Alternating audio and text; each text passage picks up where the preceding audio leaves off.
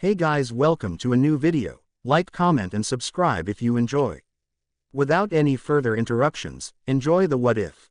Chapter 2. Angels and Stairs Don't Mix. The Underworld, Lucifer Mansion, the Past. Naruto Uzumaki was known as a paragon of strength, dexterity, ability and knowledge in his time as the Hokage, the leader of his village. He was revered for his charismatic nature and influence over the lives of millions. His very presence demanded absolute attention and respect, even in his waning years in active service. The air around him was vibrant and full of energy, regardless if he was having a friendly chat with a foreign delegate or taking a stroll through the forests to check on the generations that followed. His stature during times of conflict struck fear into the eyes of his foes as he stood at the precipice of armies. His smile warmed the heart, his laugh made grown men stronger, and his belief in the betterment of men made the world a brighter place. So you can imagine the sharp contrast this new, miniature baby form felt in comparison. Over the span of several days under the care of the silver-haired maid woman and various other maid-dressed members of the large estate the couple had teleported to, Naruto slowly came to understanding that neither his body nor consciousness were dead. That this was not some form of dream or his own personal hell. That he had, for lack of better understanding to the situation, been reborn into this newborn's body. This created an interesting first few days. Naruto was fully aware of everything that was going around him. As he recalled, children were often born blind or lacking a large level of vision outside of a certain distance. They were largely unsure of the world around them for quite some time. He did not have that issue. From the corner of his new crib to the violet sky outside of his bedroom, Naruto was seeing everything he could see in his previous life. Better, even. His eyes had started to dull as he aged, but these new pair of eyes were clear and precise as they could have been, a positive to an otherwise unpleasant experience. Naruto could hear, understand, feel and taste everything around his tiny body. He could hear the coos and baby words his caretakers used to try and get him to smile or laugh, in which he did, if only for how unbelievably weird the whole act was. He understood the silver-haired woman's questions to her staff on how he was acting or behaving, obviously curious to Naruto's most assuredly unusual, baby attitude. He could touch the soft fabric of his crib and felt the comfortable hold of his handlers as they picked him up for feeding. That's when things got weird, or weirder, as the situation already was quite so. Apparently, the idea of formula and bottles wasn't a common practice amongst the staff brought in to care for the boy. Naruto's attitude towards the first maid, who offered him her breast for feeding on the first night of his arrival at Lucifer Mansion, was anything but graceful. To the blonde's defense, the idea felt wrong. This was a grown woman, kind and smiling without hesitance, unaware to whom she held in her arms. She offered her breast for him to suckle on without as much as a thought or idea to how the situation truly was. The idea of feeding in such a manner that left him as embarrassed as it did to make him aware of just how hungry his new body actually was. It was a, surprisingly, difficult decision to make for the blonde child man. Feed or hold some level of pride as a husband and former leader of his village. He hadn't experienced the pleasure of a woman in such a way since his wife hadn't been tempted or considered to pursue anyone else. That knowledge brought him some discomfort at the idea of, even second-handedly, betraying her. It was just to feed and not by any means for pleasure, but the idea did him little good. This turmoil lasted for some time. The maid was insistent and goading the boy in a cute voice, joking with her peers that the boy was a hard one to tempt. That made it worse, being watched in the act. Eventually, the hunger of the newborn's body pressed Naruto to do something he never imagined doing. And thus, after much regret and a little silent apology, he fed. He was fed routinely in this fashion about once every few hours, his guilt rising as the days passed. This was only one of the many pride-wrecking circumstances of his babification. He wasn't even going to delve into the idea of his new body's bladder control problems. Some things were just too morbid to think about. The initial passing of time was a painful thing for the reborn Hokage. Naruto assumed quickly why children didn't possess much awareness with their initial stages of growth. Their incapacity for much more than drooling left little to be desired for the sake of remembrance. The awareness of his predicament made time seem to almost linger on far longer than it should. And while his body required copious amounts of sleep, which was a thankful reprieve from the limited existence he had been forced into, it was hard to watch the world around him work and move and live while he remained trapped within the fluffy and comfortable confines of his crib. He was routinely visited by the lord of the mansion. The man, his founder, seemed enamored with the little Naruto whenever he had the chance to check on him. The Lord Lucifer, as Naruto discovered his name was by listening to passing maids in his crib room, was apparently a man of significant power and respect. He assumed the man must have been quite the warrior or diplomat based on the limited understanding of just what a great Satan was. Unfortunately, the image of a warrior was quickly diminished with the redhead's enamored attitude towards playing, tickling. Naruto laughed. He wasn't proud and giving baby Naruto attention he never actually received in his own lifetime. Ironic. It took death and resurrection to give him experiences like those given by a father. Made awkward based on originally perceived guessing on the age of the red-haired man, when Naruto assumed he was probably several decades his elder in mentality. Naruto watched carefully as time passed. His lack of voice and developed motor skills left him to carefully consider the situation he had been placed in and what this meant. Even after the months crept past, Naruto couldn't recall anything past saying goodbye to his children. It was a blank. 1 second, dead. Next second, baby. It took time to accept that this was how it was. Naruto remembered, after months of waiting, the first day he even found himself able to sit up straight, with initial assistance from the Silver Woman. That felt like a small blessing, after being only able to lie on his back for so long. Then came the lessons on how to roll over, followed quickly by how to crawl. He could see the maid's surprise on how fast he took to both tasks once they trusted him enough to do anything more than sleep, eat, and occasionally spit up. He hated his baby body. Then he started to walk. 6 months into his imprisonment, life in the crib, and he was making awkward steps around the mansion's halls. Naruto, who was described as the cutest baby ever by the mansion's maids, smiled like a goofball the entire day, with the Silver Woman carefully guiding him to ensure he did not harm himself. The lord of the mansion was gushing at the level of awesome his son must have had to be walking so soon. Naruto recalled when he was called his son. That had taken some getting used to, with no small level of hesitance. Next, Naruto started to form words, slowly and quite literally feeling his vocal cords stretch, expand and grow as he did. He couldn't remember what the first word he managed to say clearly, but he remembered being asked to say it again and again by those around. Just for laughs, he started to say other, small, believable baby words to the amusement of staff and house owner. Then he learned to run. Then he moved out of the crib. Then slowly, as months turned to years, the boy who lived in the house of Lucifer grew up for a second time. Mall area, park section, present day, air superiority, angelic energy, strength and speed at near superhuman levels. Weapons constructed from light and sheer willpower. Angels, even fallen angels, were beings not to be trifled with. For thousands of years, the abilities of angels altered very little, large part in due to their unbelievable effectiveness against their arch-foes.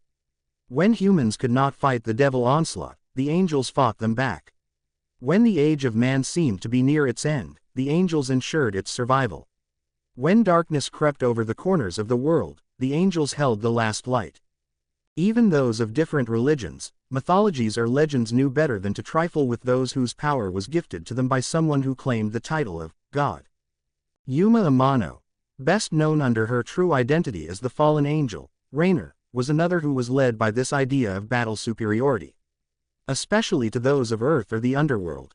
She was proud of her capabilities and felt virtuous in her reasoning behind her actions on the current day at the mall. When there was a threat to the survival of her kind, she had the obligation to prevent its destruction. After all, an angel had the backing of God, right?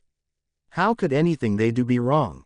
This idealism of strength, reputation and absolute righteousness was not shared by the big damn hero.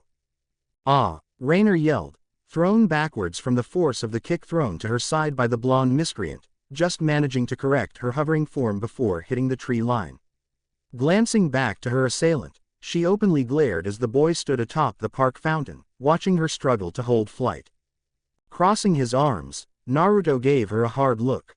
Fallen angel, he shouted, catching the small change in her expression that told him she was surprised at his knowledge who, or at least what, she was. Step down. The boy is under my protection.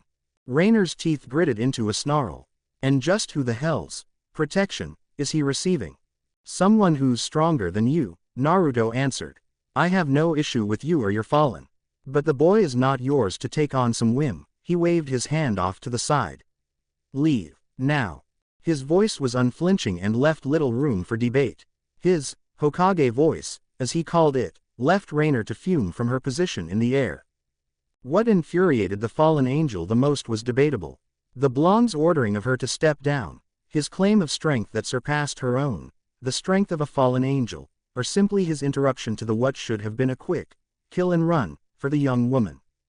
Whichever the case, Rainer bared her teeth all the same, holding out her arm as the light around her distorted to form yet another spear. From his position atop the fountain, Naruto watched as the girl, with an obviously practiced hand, twisted around in the air, gathering momentum before tossing the spear towards his head. Naruto had experience with sharp projectiles such as this before, trained to deal with them. So, with a simple twist of his neck to the side, milliseconds before the spear grazed by his head, Naruto proved he was never in any real danger.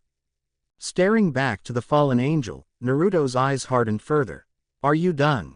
Tisk. I'm warning you one last time, fallen angel. Leave. I won't tell you a third time. To be honest, he didn't even feel like giving her a second warning. Beatdown therapies were something of a specialty of his. But he owed her at least one last chance, out of appreciation to his employer. Fortunately, she had pride issues. Which was good, he enjoyed people with pride issues. Made watching them fall on their asses all the more fun. The look in Rainer's eyes took a hint of fury to them, as she brought her hand to the side to form another spear. Don't underestimate me. Wouldn't dream of it, Naruto yelled back, leaping down from the fountain as he continued to stare at the girl floating in the air. She was tense, frustrated and packing some serious firepower. But, unlike before, she wasn't throwing the projectile, opting for close-range fighting in the air. This was a wise decision. With any other opponent, Rainer might have had the advantage based on aerial combat expertise. Natural aerial beings almost always had an effective edge over those on the ground. If a ground-based opponent felt they had the advantage against an opponent of the air, and hoped to meet them midway for an attack, more often than not they were left with the unsettling surprise that the reality of aerial opponents were not to be trifled with. However, Naruto was not that kind of opponent. Taking a couple steps to gain momentum, Naruto leapt at the fallen angel, who raised her spear in preparation for his assault. Futile, though it was. Post-combat survivors often take time to wonder the big, what-ifs. In the case of the current conflict, Rainer would wonder several possible outcomes to her challenge with the blonde-haired combatant. What if she'd thrown her spear while the boy was caught midair? He couldn't dodge, surely. A quick toss of her spear, 5 feet before he even got within fist-throwing range, and he would have a spear lodged down his throat, right? What if she dodged his initial attack? Let gravity take hold of him and as he fell, close the distance to his unprotected back with a swift strike to the heart. What if, just for the sake of hypothetical, she went for the downed Issei while Naruto was focused on her? A fling of her spear as the blonde attempted to meet her mid-flight, too fast to do anything to challenge its trajectory, with Issei having a decent-sized hole in his chest. It would be a wound to her pride to admit she couldn't take her blonde opponent which, at that moment, she couldn't be certain of but her task would be finished. A threat, eliminated. Retreat would be bittersweet, but an accomplishment. Yes, combat, like life, was filled with the what-ifs. They could keep you awake at night, wondering what might have been. But this was not a what-if. This was reality. This was the present. And presently, Naruto was making his move. Rainer evaluated the distance. 10 meters, 7 meters, 5 meters. She pulled back her spear. 3 meters. She was in the air. Her territory. And her opponent was coming to her. She had the advantage with her spear. It had extended length. Longer than his arms. She was trained for this. Ready for this. 2 meters. Close enough. She pointed her spear forward and gave a thrust of her weight into her weapon. Her teeth were grit, her arms were taut, and her knuckles were white with how hard she held onto the spear. This was her win, she thought. She won. Looking back to the what-ifs, she wondered if she looked into the blonde's eyes, she would have realized her mistake to have even considered challenging such a man. Naruto watched the spear. He watched the twitch of muscles on the fallen angel as she readied her attack. He saw her eyes judging the distance between them and figured she took into consideration the length of her spear to his arms. She was capable, but she was young. She didn't have the experience of life and death situations he had. And in this situation, experience is what mattered most. He watched her eyes. He kept watch on her spear point. He saw it narrow the distance towards his head. It came within a hair's length of his head. Then he dodged. Rainer's eyes widened as the blonde's head, like before, moved sharply to the side, her spear grazing past to only clip a couple of yellowish hair. Her eyes widened as her eyes met the man's. He never let his gaze turn away from her. Then his hand went wide. He caught her wrist holding the spear. His other hand went for her bare shoulder, holding tightly to effectively stabilize himself off of the fallen. He twisted her wrist. Ah, she screamed, feeling her bones crack as her spear fell from her hand, dissipating into the air before it even touched the ground. Through the pain, she managed to meet his stare. Perhaps it was then that she realized her folly. This was no human. It couldn't have been. To cause an angel, a being of considerable endurance, such a shock from a simple wrist tightening did not seem possible. But there wasn't the stench of devil on him. Not the smell of a particular mythology or lesser religion. He held no demonic power that she could feel. He felt human. And yet, there was power. Naruto was a man trained. He didn't care that Rainer was female when he nearly broke her wrist. He didn't care when he moved his hand into a fist to drive it into her stomach. He didn't even flinch when he drove his knee right after. Rainer wouldn't hold back, neither would he. Then he performed his finisher. His hand still on her shoulder, Rainer wavered in the air after the severe blows to her abdomen. Naruto took Rainer's attempt to regain composure and air to perform a single-armed handstand over her head and shoulders, effectively landing on her back with his hand on her shoulder, ensuring he didn't lose hold over the pained woman. Even while holding onto some measure of control of the pain in her body, Rainer's eyes showed her surprise at the blonde's actions, followed shortly by the absolute horror at what came next. With hands moving firmly to grasp around black appendages, Naruto pulled tightly to Rainer's coal-colored wings. Funny thing about the wings of an angel. Similar to devils, the wings on the backs of both races were often never seen in a motion similar to flapping. Both races released their individual hidden appendages when they desired so that they might be capable of achieving flight, but beyond that, the wings did no movement to signify that they had any control over the flight patterns of either beings. And in a way, this was true. The wings were largely symbolic for both races. They did not need to move so that their ability to fly could be obtained. Devils and angels, using their own form of demonic or angelic energy, respectively, channeled their power into their wings to offer a form of limited gravity control to their person. Indeed, aside from that, the wings weren't necessary for much else. It was this idea that the wings of the biblical lore were mainly for show that made others ignore them. It was a rumor spread by both angel and devil. The reason was because the harsh truth was so much worse. Rainer felt the shocks go through her body as Naruto pulled tightly to the wings. Thousands of painful needles felt like they were passing through her as the blonde's grip never loosened.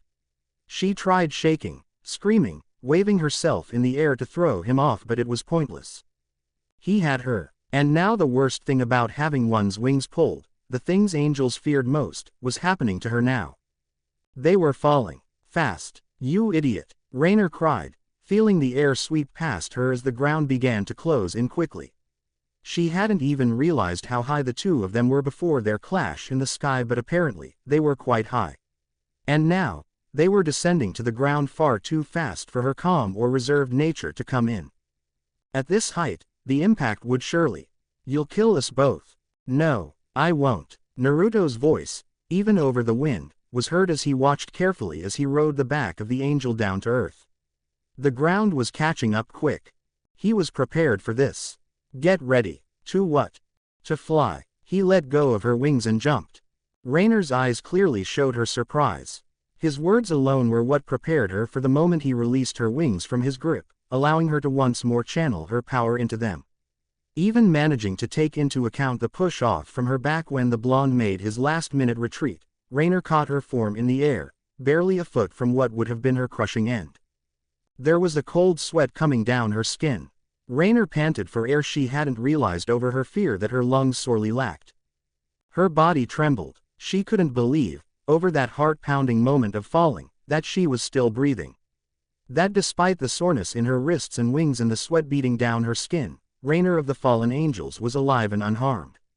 She was alive. She let herself fall from her hovering onto the grass. She couldn't remember the last time she appreciated the feeling of earth so much. Being an angel, the air was their home, more so than any other race. But the grass, with its sharp pointed top but still smooth makeup, felt wonderful to her skin. She felt like laughing at the irony of an angel enjoying the surface of the earth had it not been for the shadow that loomed over her then. Remember that feeling, Angel? Naruto's voice never seemed to crack or waver as beautiful young Angel lifted her head to stare at him. Remember. This is what happens when you bite off more than you can chew. Then he turned from her and walked in the direction of the fountain. Issei was probably still there. The blonde doubted he would have left. Under both the barrier and Naruto's words, Issei would have been too nervous to have done much of anything. And besides, Raynor got the message. His employer would be pleased. Propping herself up onto her arms before slowly moving onto her knees, Raynor stared at the retreating form of the blonde. No fear or unease was evident on his features. He planned this. Right down to the moment, he planned his win and made her out to be the fool. But now, as Raynor watched him walk away, she wondered, was it his win? Raynor glared to his bare back, before pulling her arm to the side. Amidst the stress and relief of being alive, she could feel the pull of energy as she focused it into her wrist. She was careful not to let the hero see her focus or the light coming from her hand. His defenses were down, his consideration of her gone, believing her defeated. But he was wrong. She was a fallen angel, the strongest of the three factions, trained in the art of combat since she was a child by the magnificent Azazel himself. She was not some dog to be put down by some boy and his pretend belief that he was some hero. She slowly began to twist the energy, slowing giving it substance and form, as she moved to stand with one leg on the ground and froze. She stared at him, the boy-man-hero person. She stared at him as he walked away. He didn't so much as bother to look over his shoulder. He was certain in his victory over her. It was weird. She recalled what he did to her not a minute ago. The falling, the anxiety, the belief that it was the end. How calm he was. He didn't fear what came next. He either had the acceptance of what might occur or the belief he would survive. And those ideas terrified her. She fell to her knees again, arms holding her body up as she panted and felt stinging tears fall from her eyes. I almost died. I almost died. I almost died. I almost died. I almost died. I almost died. I almost died. Naruto stood from the corner of a tree, effectively hidden from the downed angel, as he watched her eventually stand with a look of almost hollow acceptance to what had occurred before taking off in a shaky flight pattern to parts unknown. The barrier fell around the park area, showing the night sky and the mall now lit from the inside. Naruto nodded, accepting the turn of events, before going back to Issei. Like he figured, the boy hadn't moved. Perhaps he had a nice show as Naruto dished out some of the good old-fashioned pain-tron on his girlfriend. Perhaps he just couldn't feel his legs after seeing such brutality on both parties' parts. Perhaps he was just obedient. Either way, he didn't move much from where Naruto left him. Which was perfect, because Naruto knew what he had to do. Issei, Naruto spoke up, kneeling beside the boy as he got his attention. He was in some form of mild shock, judging by his eyes. Naruto lightened his tone somewhat. How you feeling? Issei stared at him. Fine. Just, yeah. Naruto nodded. Expected as much. I expect you have a lot of questions, huh? Issei hesitated before offering a shaky nod. And you're probably not too sure what to make of everything you saw here, Again, Issei nodded. Naruto nodded with him, thinking everything over. All right, I can give you answers. But first, I'm going to need you to answer a question. Issei waited a moment before speaking. What question? Naruto lifted his hand. What did the 5 fingers say to the face? What? Smack. In the circumstances throughout modern history, where a human discovered the existence of angels, devils or some other form of mythical being by accident, certain measures were taken to ensure they and other viewing parties would not relay such discovered information to anyone. Previously, the technique was called mass slaughtering. Thankfully, the realization that this caused more problems than solutions was realized. Thus, each race soon began developing techniques that, on the weak-willed, unconscious or shocked minds of humans, worked to remove the memories of what had previously occurred. This left fewer humans dead and caused less strife among the worlds and religious factions. Naruto, however, knew no such technique. Truthfully, that moment at the park was not one of Naruto's better moments. In fact, this might have been a move that went under the category of risky and stupid at the same time. He hadn't done something like that since he was a teen, a teen before the teen he was now, past teen life, whatever. He panicked. He wasn't sure how to deal with this sort of situation, so he figured the shocked mind, knock unconscious, thinks it's all a pretty dream, idea sounded pretty good. Sadly, reality kicked in and he realized he had more work to do. Issei Hyodo's body wasn't heavy. Not at all, really. But carrying him around on rooftops, avoiding wandering eyes and potential bystanders, even at nighttime, was proving somewhat difficult and time-consuming. This wasn't Konoha, where people jumping over rooftops was a daily norm. What I wouldn't do for a transport spell right now, Naruto thought to himself. But he had to keep this under wraps. No calling mom for this mess. His employer would not be pleased if he half-assed this at the end. Thus, with a mindset of determination he held since he was a kid in both of his lives, Naruto made his way carefully into the Hyodo residence. Thankfully, Issei wasn't one to lock his window on the usually busy street of his house. With a quick tug, Naruto opened it to the inside of the pervert's bedroom, moved inside with Issei slouched on his back and quietly moved to place the boy on his futon. Taking a moment to relax, Naruto looked over the boy's room. It was about what he expected. Magazines, books, DVDs, 90% of which was porn. Desk, dresser, clothes, posters, porn-oriented. It was homey, for its simplicity. It vaguely reminded Naruto of his old apartment, minus the intense sexy girl-themed collectibles. Funny how moving into a house and, post-death, being raised in large mansions gave one a perspective of simplicity. Naruto sighed, stretching out his limbs as he reached down into the boy's pockets and pulled out his phone. Over the last week, when Naruto was keeping protective observation over the boy and his girlfriend, Naruto knew that Issei had been rather attached to the girl through digital devices. Going through Issei's phone, Naruto searched for what he needed. Thankfully, Issei was very thorough on naming things, so finding what he needed was no trouble for Naruto. Awesome Amano's email address. Delete. You my girls. Social network profile page address. Delete. Best girlfriend ever. Phone number. Delete. Yuma Amano photos. Naruto hesitated there. In the small folder of Issei's phone, there was a group of photos with Yuma Amano's, Rainer's, face in every one of them. The folder seemed to be carefully organized.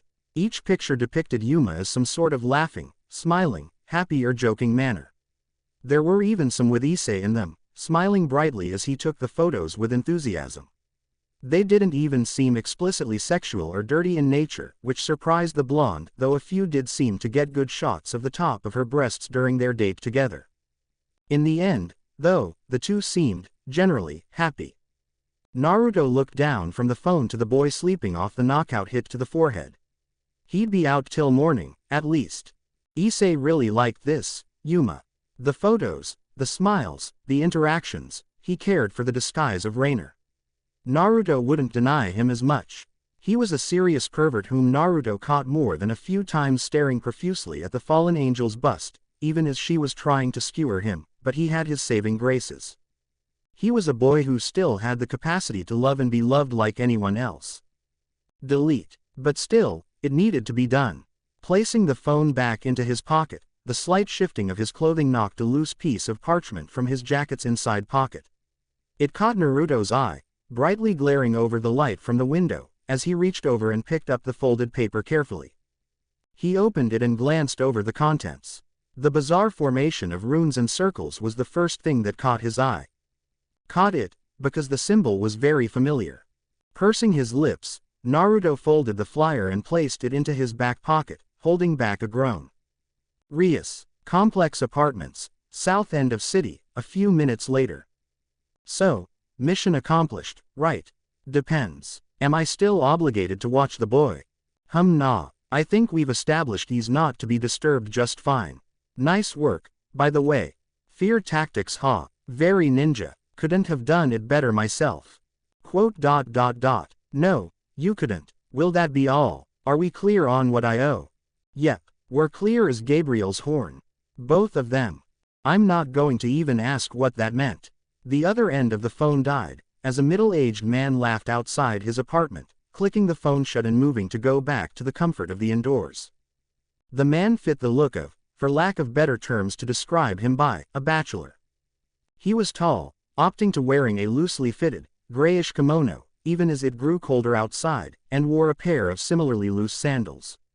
Facial-wise, the man might have been considered quite handsome. Tanned skin, boasting a goatee that had to have been trimmed and cleaned on a regular basis to get the sharpness that it had, with long, mixed-colored golden and black hair that seemed natural but shouldn't have been possible. He walked with a casual step back into his apartment, smiling an almost victorious smile, as he looked to his guest, who sat silently by herself.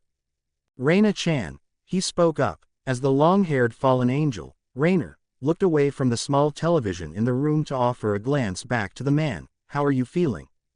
The man's tone was soft. It made Rainer blush in embarrassment for needing his assistance. She was a proud fallen angel, damn it. I'm fine, she said, trying to put as much pride into her voice, even with her disheveled appearance, though the stuttering didn't help her position. After her fight with the blonde warrior, Rainer attempted to recover her strength as best as she knew how, returning to the underworld. With her well-supplied stock of tools and items, her home could see to her resting and healing needs. But at the moment, before she even opened a portal to vacate the planet, she recalled her lord's command. She was to stay on Earth. So, with gritted teeth, she realized she couldn't return to the temporary confines she'd made for herself since arriving on the different world. It was too far away and she was weakening fast. She considered other angel locations, but quickly struck the idea down. They would laugh at her. She was aiming to raise her position amongst those who stood beside her, to make those around her know that she wasn't just a child who'd been taken in out of pity or mercy. No, she couldn't go to the other angels. But, then, the man standing behind her wasn't like the others, was he? He was the one who, even during her fits, would not judge or throw her away. Said man smiled, I'm glad. You had me in quite the shock when you dropped down here. I thought you might have done something you shouldn't have. His tone was in jest and his smile offered no knowing of anything beyond her sudden arrival to his abode. Rainer had the courtesy to look abashed, however.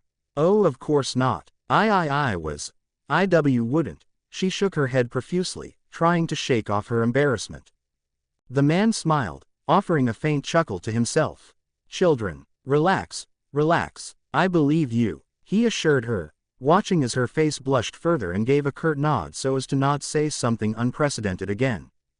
She was eating his food, lying on his couch, wearing a spare outfit he owned as her leathery dress was fixed and using the sheer energy of his presence to slowly heal her sore and wounded body. She was easing her battered body and soul off of a caretaker she swore, years ago, she would not need anymore. And through it all, he could see her shame. Shame in herself as only a prideful angel could feel. The shame that was driving her mad from the inside out. She was gripping the arm of his couch tightly, shaking briefly before turning with a blushing red face and shouting. Thank you again for taking this worthless sheep into your home, Azazel-sama. I will be sure to pay back this immense kindness you have bestowed upon me 100 times over. I swear it. 1 second, she was on the couch, the next, she was on her knees, bowing deeply to her keeper. The man, now known as Azazel, blinked at the display and words before laughing loud and deeply. All right, enough of that. No need for the theatrics. I'm just glad you're all right. Can't tell you how nervous you made me, coming in as you did. That was a semi-lie. On any other day or circumstance, perhaps the words would have been more truthful. But he trusted his hired help to see his will done, and the results were to his liking. Just relax. I'll make you another ramen cup. You know, I'm not sure why, but I have found them to be the most enjoyable things of late. Miso, pork, chicken, all of them. They really are delectable. Rainer nodded. Gee, that would be most kind, my lord. She stuttered out, as Azazel smiled and made his way into the kitchen, humming a tune as he made to make more food. Rainer sat back on the couch. She was hardly watching, whatever it was that was on the black box. Her mind was elsewhere. That blonde, cold blue-eyed man beat her, sent her running with her wings in her arms and with a cold sweat to make things worse. He got her heart pumping like no foe ever had.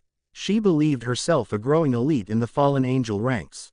That her lack of experience in actual combat mattered little in comparison to the sheer mental, magical and physical training she put herself through to win over the affections and approval of her peers and superiors. But he proved her wrong. She was nowhere near ready for the title of Lord among the Fallen. How many times had she sweat and cried to get to where she was? How many had laughed at her ambitious attitude when she said she would be the next leader of Grigori? How had the grievances of those who put her down, not only of the fallen angels, only made her strive to prove she was not just a freeloader to her people? How could they point at her and say she was not a true angel? She, the untrue child of heaven. And now, as she stood amongst the leaders of her faction on earth, how must the others have looked at her when she was told to babysit the sacred gear pervert? It was a wound to her pride and her belief in herself. That she had been placed, not among the defenders or caretakers of those who were truly holy under the sky of God, but as some crotch-hugger's new nanny. The idea made her want to vomit. She stood by, for weeks, watching him. The disgusting little toad. His actions to the females around him made her no less impressed with the human race than she had been 10 years ago. Though, perhaps they were not cockroaches, she would admit bitterly. Her lords seemed to find something admirable about the growing population and their worth, though she could not see what they did. To her, they were the grounded, unblessed beings whom, only after accepting their rightful place as those below their true father, could ascend truly in value to her. But Issei was beyond redemption. His attitudes were purely based on lust. How unbecoming, in all manners of the word. She couldn't even prevent his actions without direct interference, which was forbidden to her. She lasted a month, watching him. One could hardly blame her when she decided to take matters into her own hands soon after that. She figured this was a test. It had to have been. Sacred gears were dangerous and this boy, stupid though he was, could have posed a threat to the great faction of the fallen angels.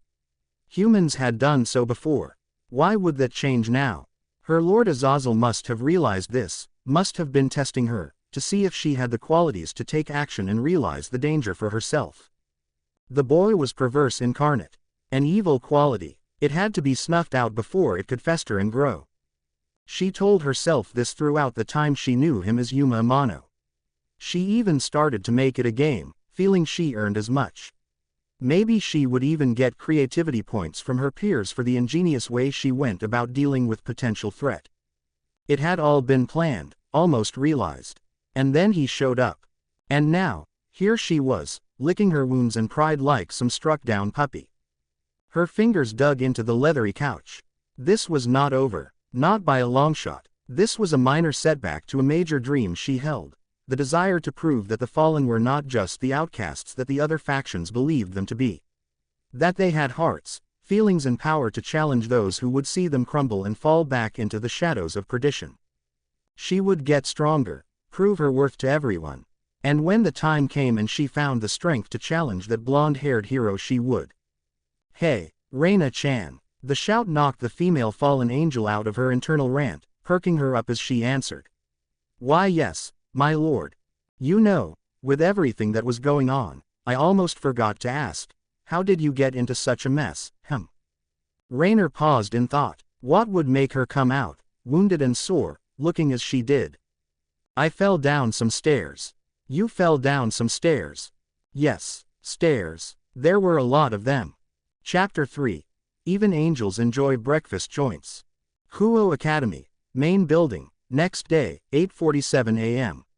Hey, look, there she is. Oh, she looks so good. I'm so jealous. How does she get her hair to look so amazing? Do you think it's natural? I wish I were you, Rias. A red-haired young woman smiled to herself, not seeming to take note of the common rabble that stood around her, ogling her, as she made her way through the front doors of the academy.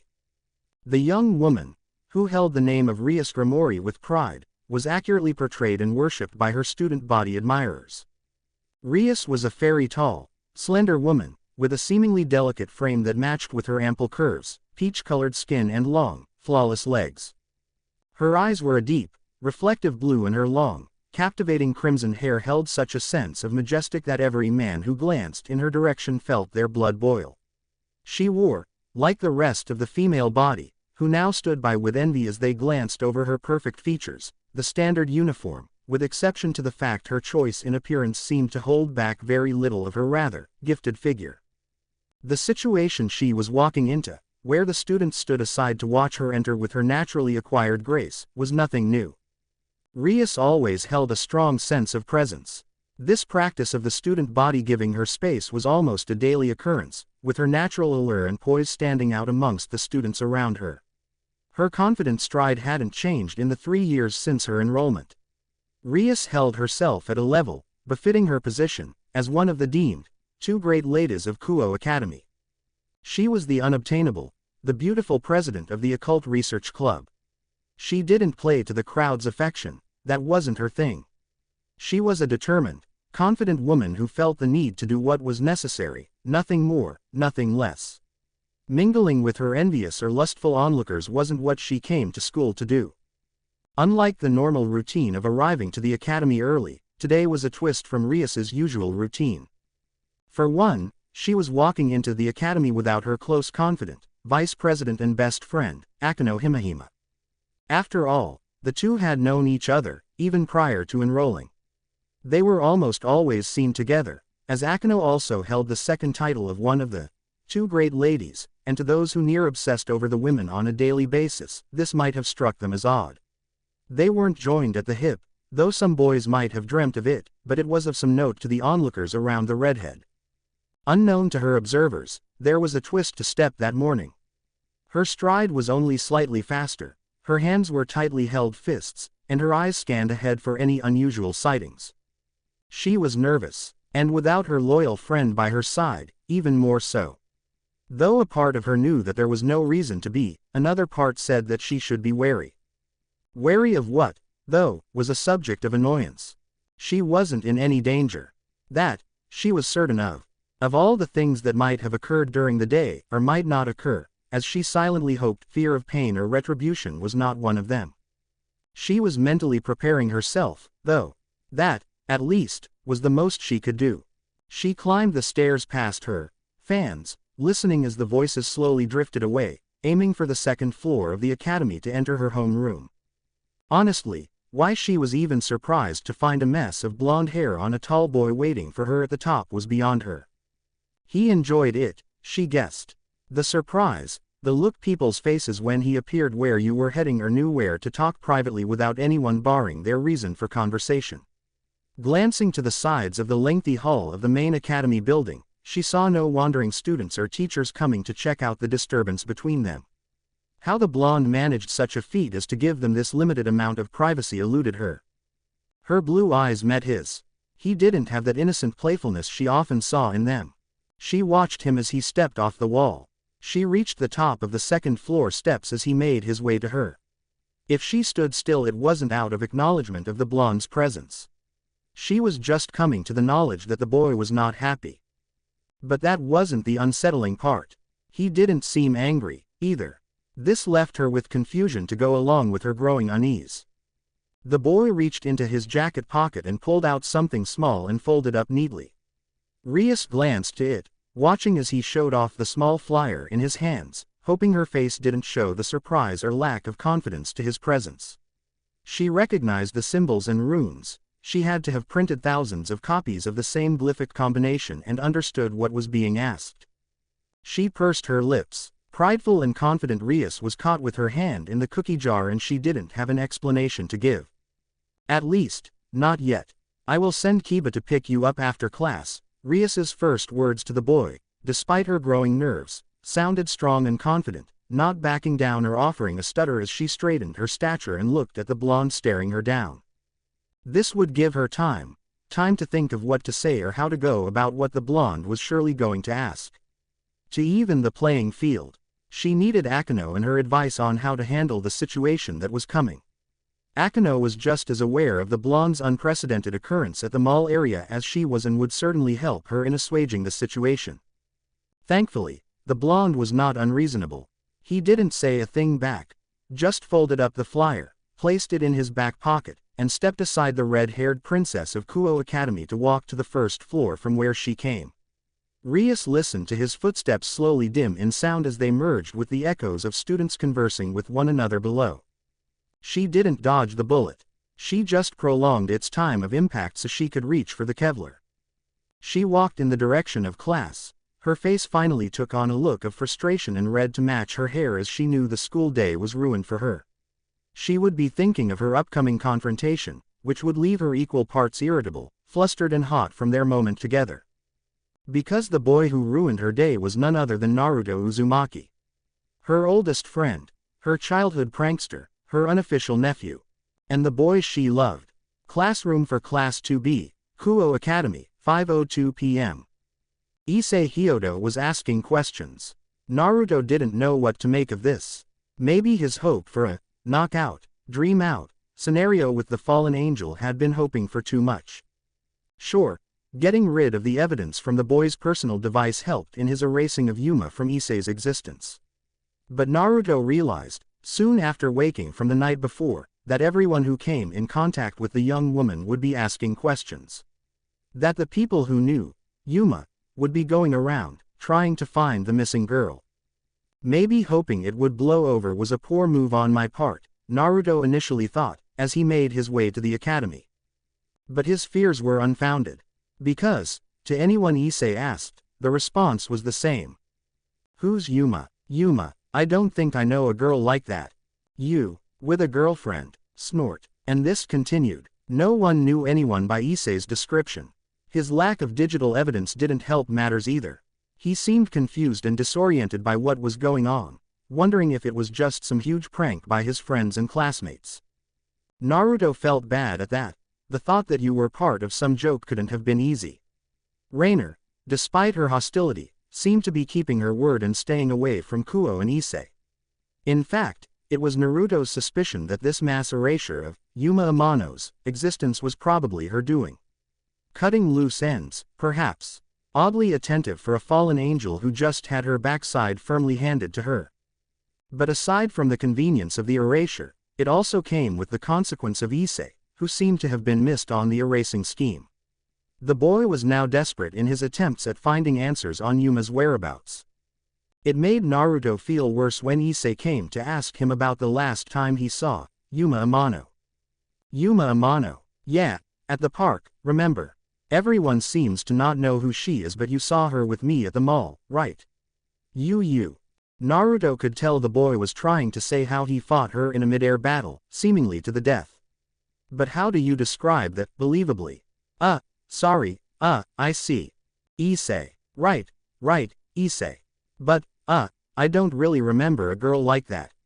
I mean, if she was as good-looking as you say she was, with the awesome body, luscious hair, and great tits, as Issei described her, then I think I'd remember her, right? Naruto played it off innocent. He didn't know Issei in public. He had to keep that illusion. And Issei, confused and disoriented, didn't know how to react to it all. No way. His eyes widened. Not even you. He walked away after that, keeping largely to himself as the day passed by without much incident beyond the norm. Naruto watched over him, even without it being a job of his anymore. He seemed depressed and even sulking quietly in his chair, but he didn't seem to be dying inside. With any luck, a couple days from now, Issei would just figure the whole thing was some wonderfully cruel dream. But now, at the end of the day coming to a close, Naruto prepared himself to be summoned. And if there wasn't a better warning sound that now was the time to get moving, it was the sound of screaming girls that woke him to the new presence in the room. Yuto Kiba, the star pretty boy of Kuo Academy and member of the Occult Research Club. A handsome young man with short, smooth blonde hair, pale gray eyes and naturally soft-toned skin. He was of average height, perhaps just around Issei's stature, and wore the standard male school outfit, except with obvious amounts of care pushed into it, as the thing almost seemed to be pressed and cared for extensively by the boy. He was smart, athletic, kind and struck Naruto as very similar to a couple of old friends he once knew, both by the basis of name, exceptional ability in class and had the girls practically eating out of his hands. His mulling and considerate personality had a winning quality to it that made him easy to get along with. He also happened to be a close friend of Naruto's for several years. That was smart of Rias. Out of everyone in her little group, sending Kiba was probably best. He had a way of being the only sane guy in their group. Maybe he'd talk Naruto out of his little episode, Rias hoped. Kiba-kun. Oh, Kiba-kun. What are you doing at this part of the school? Are you here to see me? No, he's here to see me. The girls of Naruto's classroom, all surrounding the new addition to the room with smiles and blushing faces, made Issei, Naruto noticed, glare openly. Kiba's attention and natural success with women was the envy. Naruto even admitted he was surprised by how effective the pretty boy was with women, though not showing any particularly strong emotions to one in particular. He was just kind and treated them equally. And that seemed to be enough. You're all looking lovely. This evening, Kiba spoke up from the center of the girl mob, as the girls quickly returned his praises with fervor. Naruto mulled quietly for a moment, perhaps enjoying the show of female obsession, before sitting up, patting down his jacket over his shoulders, and walking to the object of womanly affection. It was time to get serious. Let's go, Naruto said, making sure his voice was heard over the girls as he patted Kiba on the shoulder to get his attention before moving past and towards the direction of the nearest main academy building exit. Kiba saw his retreating form. His job of delivering him to his president was quickly being taken away from him. Hey, Naruto, wait up, I'm supposed to deliver you. Wait, Yuto-san, don't leave us. Why are you leaving so soon? Kiba-ku Kuo Academy, old school building. Naruto's walk was fast as Kiba made to keep up. All the way through the school grounds, Kiba attempted to persuade Naruto to loosen up on whatever he was clearly focused on. Though Kiba was unaware for the reasoning behind Naruto's summons from the president, Kiba was there to see it through. He was Naruto's friend, after all, along with being the president's. He had no interest in seeing either of them fighting one another, if he could help it. So, using placating words of peace he'd learned from his sensei, Kiba attempted to slacken the hard expression from Naruto's face, even a little.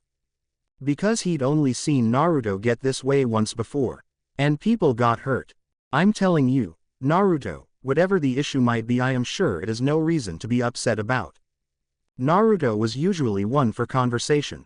The fact he wasn't responding wasn't a good sign in Kiba's opinion. In fact, based around the complete twist in Naruto's personality, the young man had a clear idea in mind that something was, indeed, not in the norm for his longtime friend. He was right. Naruto navigated the familiar hallways of the old school building to the second floor. Coming to a door with lit candles at its sides, Naruto pressed it open and walked inside with a heavy stride. The room was dimly lit, with several candles standing at or around the tables surrounding the room. There were a pair of comfortable couches surrounding a nicely set table in the middle of the room, with various bookshelves covering the walls, each filled with dozens of old scriptures that almost looked archaic to the eye. There were old paintings adorning any free walls that could be found, and the window in the room was closed to block off the view of the lowering sun from outside. From his place at the door, Naruto noted he might have had trouble, once upon a time, figuring out the general layout to the comfortably designed room. The candles helped, but they weren't the most efficient of light sources. His past experiences in dimly lit places and his new early life in the similarly lit Lucifer mansion were the only reasons he wasn't squinting his eyes to get a clear view of everything around him. As it were, as Naruto and Kiba entered the designated club room of the old school building, Naruto realized Rias had thought her plan of dealing with Naruto quite well, because the two blondes were not the only individuals in the room. Sitting on one of the couches, a young, silver-haired girl sat quietly to herself. She was an interesting addition to the room. She was certainly younger than the two gentlemen, but by how much was uncertain. She wore the high school variation of Kuo Academy's dress code, but her appearance could not have been older than that of a middle school student. Indeed, looking at this young woman, Naruto was vaguely reminded of Gasper, both in stature and height. Needless, though, Naruto recognized her. "Kaneko," Naruto greeted, his voice still hard but not unfriendly, as he moved into the room with Kiba. The 15-year-old, Kaneko Tuju, looked up from her place on the couch. Naruto noticed a bar of chocolate on a toothpick being slowly savored by the girl. "Naruto-san," she greeted back, though the girl's tone was so monotonous, Naruto had difficulty telling if she was pleased to see him or not. "It's been a while." "A couple weeks, yes," Naruto replied, moving to sit in the opposite couch to Kaneko's, as he made himself comfortable for Rias's arrival. "How have you and Kiba been?"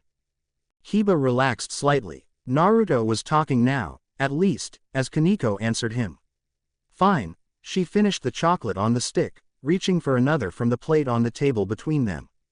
"You." Kaneko was a girl of few words. "I've been busy." Kaneko took a bite of chocolate. "With what?" "Oh, you know, stuff," Naruto answered with a shrug, studying his friends closely. Kiba looked confused at the word choice and Kaneko offered nothing except for eating more chocolate. So he focused on Kaneko. "You know why I'm here. You found a club flyer." "I did." "Why's that a problem?" "It was found under questionable circumstances." "Questionable?" "It was found under someone who was about to die." Kaneko went for another chocolate. "This has happened before. A bit of a coincidence, don't you think, especially with a fallen involved?" "Life's full of surprises." "I know it is. This surprise, however, doesn't surprise me as it should." Kiba watched the two go back and forth with their bantering. He hardly understood the situation beyond what Akeno, the club's vice president, had given him. Naruto wanted words with Rias. That wasn't much to go off of, but he trusted his friends. Hearing there was trouble between them was disconcerting. Speaking of the vice president, Kiba turned his head as to just behind Naruto's couch to see the woman herself walk in. All smile and cute as she came. Naruto turned his attention to Akeno Himehime. Like the rest of the occupants in the room, he'd known her for a long time. Long before even their days at the academy.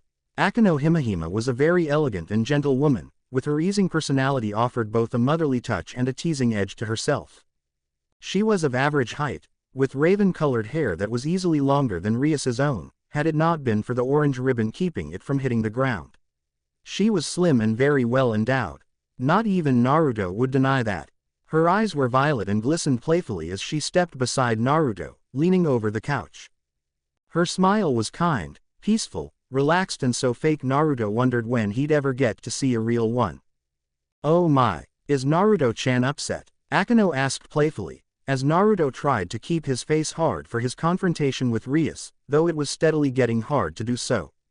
Having friends around him made it difficult to stay frustrated, especially with their happy and playful even in Kaneko's case attitudes. It had been a while since they'd all gotten together like this. Naruto needed to frequent the club room more often, he guessed. "Not upset," Naruto answered, "just curious what's going on." He reached into his pocket to pull out the flyer. "I assume you knew about this." "I did," Akeno said, reaching over to pluck the flyer from his hands. "Rias and I noticed how much attention Issei Hyodo was getting and decided we wanted to figure out why." Naruto's lips pursed. Without giving him a choice, Akeno brushed ruffles from her skirt. "It wasn't our place to interfere with fallen angel matters. So you'd let him die?" Naruto's voice didn't have an edge to it like he thought it should. Akeno seemed ready for his question. Save one human boy and start a war with the city's fallen angels? Or turn him after the angels' tasks were done, without provocation or irritation on either faction's parts? Akeno pushed away from the couch. It seemed like an easy decision. Naruto paused for a second. "That's right. They don't know that the angels' attack was unsanctioned."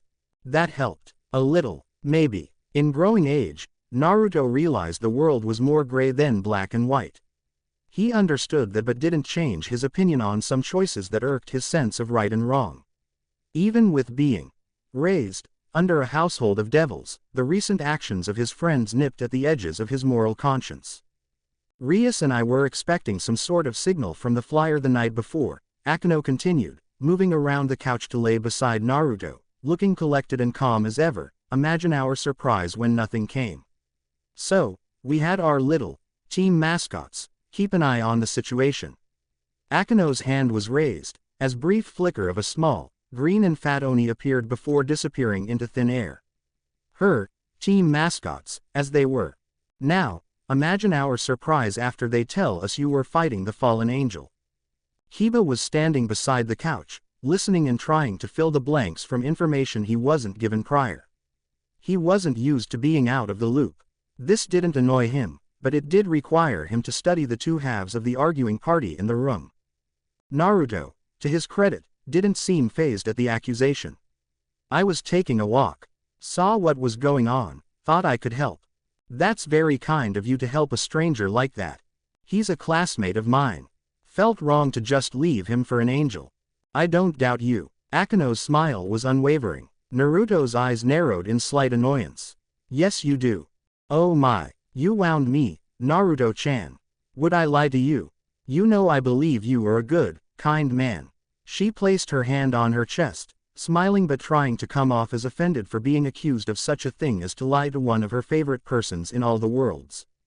Naruto pursed his lips. Rias was playing chess with his emotions, weakening him before he could confront her on what was going on. And sadly, Naruto felt it was working. Where's Rias? Right here, a voice yelled from behind the group, as they all turned to see Rias Grimori walk into the room, a towel in her hand as she dried the last bits of loose hair from her face. Obviously, she was using the building's shower system again. I apologize for my delay, Naruto. I was so tired from work the night prior I didn't get a chance to clean myself this morning. In truth, her panic during the day caused her to sweat and smell before long. She used the shower to up her confidence and add additional time to think over what to say to her blonde nephew. Naruto stood from the couch. That's fine, he said, hoping the edge in his voice was still there to show his disapproval of her recent actions taken, though I was hoping we could talk in private. Rias nodded, putting the towel away to side. This is what she expected and, perhaps, even wanted a little. That will be fine, she said, turning to her club mates. Akeno, will you inform Kiba on any missing details? I wasn't very vocal about the situation earlier. Akeno nodded, standing beside Naruto as she smiled and gave a curt bow to Rias. As you wish, Bushu. She motioned to Kaneko and Kiba to the door, as the two regular members of the club made their way out in a disciplined manner. Akeno moved around Naruto and towards the door, but not before offering him a slight touch of her hand to his own.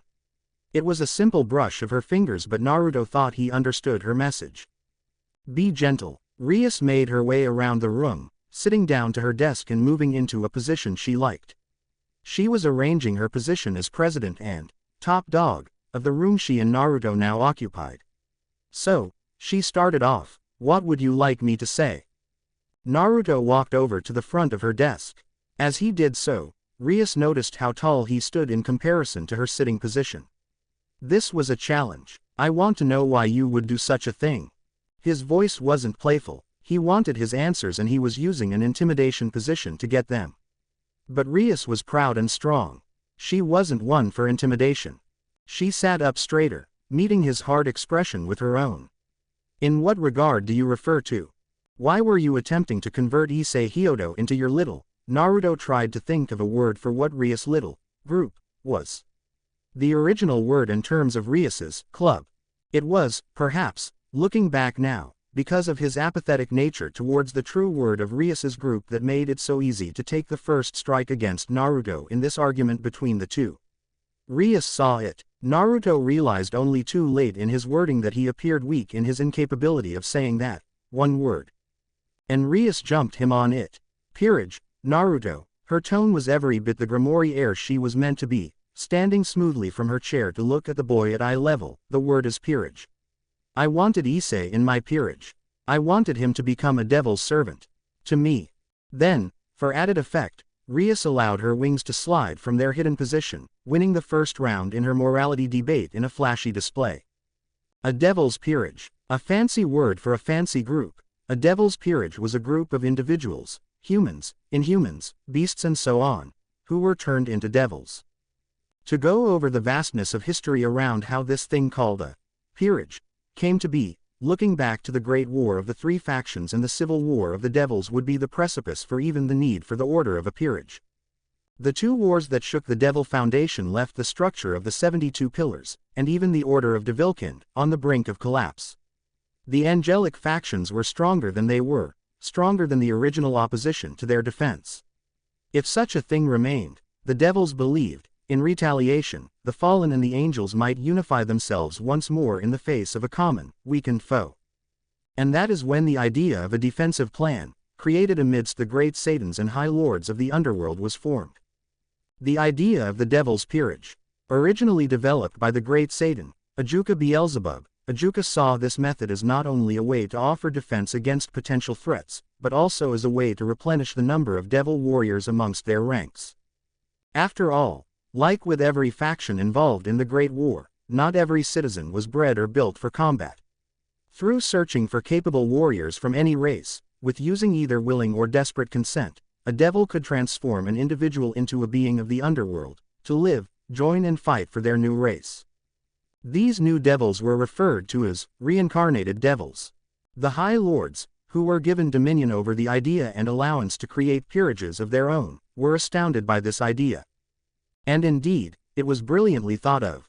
This system would, and could, ensure their continued thriving culture. Heck, with the new additions into the society, culture would evolve with new ideas and perceptions. And, as an added incentive to the newly joined or hesitant, the opportunity that even a non-pureblood devil might be able to achieve high position among all who lived in the vast underworld was also readily made known, so long as their worth was proven through hard work and determination. The method appeared to be a strong step forward in the form of developing a newer, more openly accepted devil society. But, as with any newly crafted system, it was not without flaws. Ajuka was limited by how much a devil could spread their existence. Because, despite angelic belief, devils truly did have souls, and with every individual a single devil turned, a piece of their existence twisted and morphed into the intended target. This method changed their anatomy and allowed the ability to channel and use demonic energy freely. This alchemic technique was very effective and popular amongst most of the population. But, to the matter of souls, a devil could only recover after spreading their existence out so much without permanent or influenced injury. Ajuka estimated, with a competent devil of strength and power, roughly 15 spreads of existence, or so, was enough to not cause permanent damage to either party. Ajuka spread this knowledge to his people and developed a way to create a controlled method of transference of essence, using a high-class devil's power, who he assumed would be the only ones to meet the bare minimum of capability and strength for the transference process to work. He created, based off his favorite human game, the controlled peerage-making tools known as the evil pieces. The evil pieces were a marvel of innovation, a true power of creativity by Devilkind. Ajuka was praised for his accomplishments, which he took nonchalantly. He was an inventor. He enjoyed his work because it was work worth doing. The evil pieces comprised the power of Devilkind essences into 5 categories and numbers: 1 queen, 2 rooks, 2 bishops, 2 knights, and 8 pawns. Each group of piece offered selective abilities that enhanced those given one, and were given a system of worth as that of what perceived pawns were worth. The queen, the least given type of evil piece to a high-class devil, but also the believed most powerful. They are commonly worth 9 pawns in the game of chess, an evil piece worth. They held aspects of power similar to the rooks, knights and bishops, although perhaps not to the same extent. This was the top gun of a peerage ruler. The rook, an attack and defense type evil piece given to a high-class devil. These were the brutes of one's peerage. They are commonly worth 5 pawns in the game of chess, an evil piece worth. They held immense offensive and defensive power, though weren't commonly known for huge amounts of speed. The bishop, the magical expert evil piece given to a high-class devil. These were the healers and sorcerers of one's peerage. They were worth equivalently 3 pawns. Their magical abilities were unparalleled, but physically were not the most excelled by their reincarnation into devils. The knight, the speed and mobility evil piece given to a high-class devil. They were the cavalry men. They, like bishops, are worth 3 pawns. Their speed is greatly enhanced to incredible levels. Their physical abilities are also enhanced, except not nearly to the level of a rook's. The pawn, the most given type of evil piece to a high-class devil. They are unique in their unusual structure of being able to take over aspects of the other types, depending on where they stand in the world of battle. With the permission of the peerage leader, they can take on the aspects of knight, bishop, rook, or even queen when spurred. They are the most underrated of pieces, but also potentially the most dangerous. An effective method of growth for Devilkind. And a peerage's lord, who was referred to as their king, was named, so did the masses feel that it would be appropriate to name their peerage members. After all, calling them by their piece names felt inappropriate, so the High Lords gave them one. Whether it was said with initial ill intent or not, the members of a peerage were dubbed a king's servants before long. As time went on, and this practice enhanced the devil world with new types of people and ideas, a newfound game was created by the devils of the underworld, using illusion and temporary reality creating abilities. This idea surrounded around the idea of a game to battle 2 kings and their peerages against one another. This was to offer entertainment for the masses, as well as an opportunity for devils to advance in society. The rating game, but more on that later. Back to the present, Rias Gramori challenged her old friend with her desire to enhance her peerage with a new member. Currently, her member count consisted of 4 servants, with Akino being her queen, Kaneko being her rook, Hiba being her knight and Gasper being her bishop. Sadly, Gasper was hardly useful at the current moment. Naruto would even attest to that. So, at the moment, the legendary devil house Gramori's heir was very limited in her number of working pieces.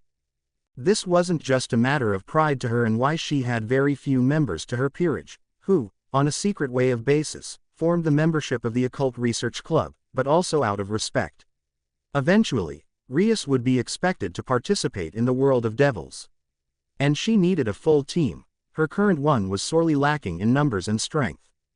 Naruto didn't approve of certain aspects to the system.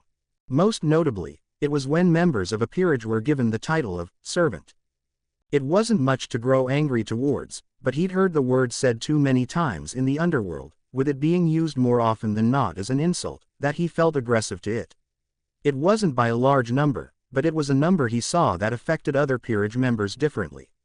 Naruto could take the hits and blows. He'd dealt with ridicule once. He knew what it felt like. But insult those he cared about. I know you don't like the system, Naruto. It's not perfect, Rias spoke up, continuing from where she left off, but I hoped you would realize that I am not exactly in a position to ignore potential powerhouses right now. I am low on players for my side of the board. If Issei is powerful, I could really use that power now. He deserved a chance, Naruto stated, recovering from Rias's calling on his miswording. His voice, thankfully, was the same level of even it was before. He deserved the right to choose if he wanted to be a devil. He deserved to not be seen as only a piece on your board. His tone rose, and he saw Rias grimace. Good, that was one for him. I'm not barring the system, Naruto cleared up, before Rias could jump on that perceived ideal. It's done more good than bad, but if we start taking people without offering them a chance to say yes or no in the first place, we aren't any better than the devils who take their members to the underworld. It wasn't unheard of for someone to have died and been forcibly revived by a devil, looking for his or her power to add to his or her peerage. It was, thankfully, not looked positively upon, and the underworld was changing for the better in the treatment of peerage members. But a slow road to change meant suffering until then. And Rias did not want to be compared to those grave robbers. And I agree, he did deserve that, all of that, she countered. But with that fallen angel nipping at Hyodo-san's sides, I couldn't get close without causing a situation. It seemed reasonable. Who just wants to die because of some fearful bird without provocation?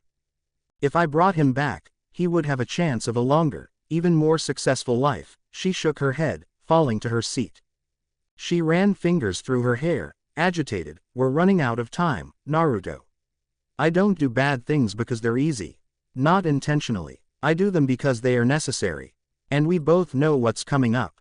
And if you aren't going to help me, actively, then desperate methods are needed. I can't stop this alone and we know it.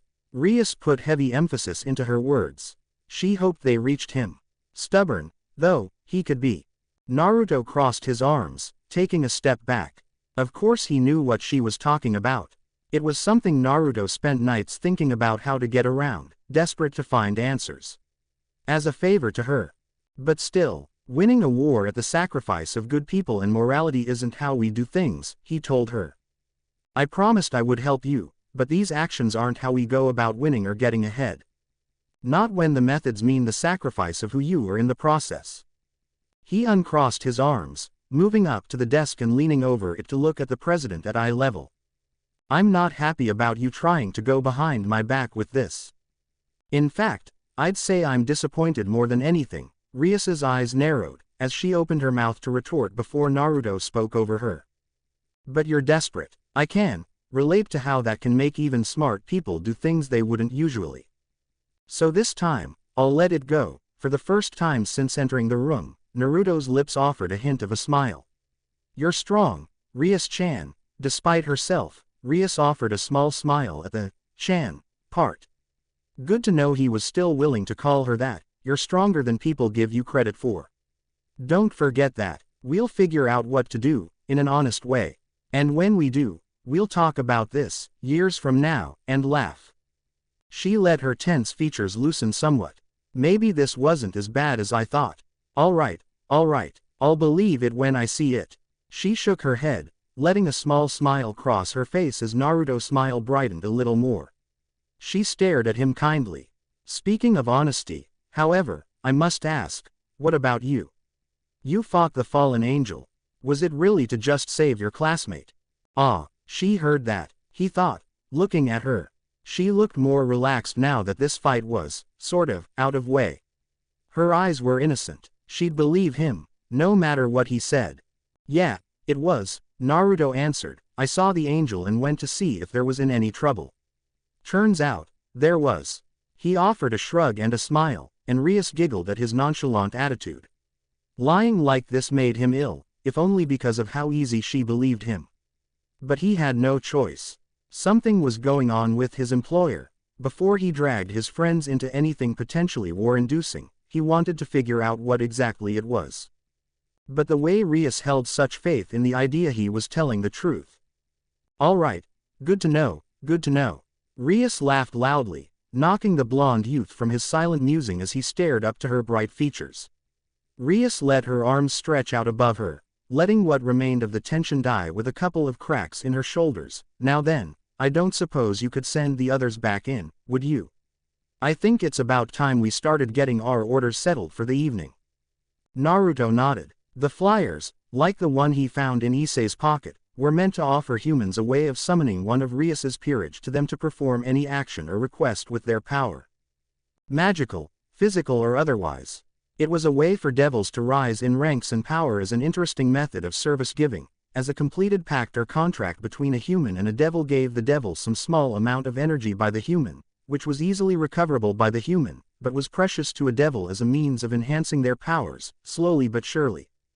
Yeah, I'll get him, Naruto said, letting himself relax as he walked out the door. Naturally, Rias's peerage was waiting, sitting in chairs and on a small couch in the hallway. Naruto pointed a thumb at Rias through the door. She'll see you now.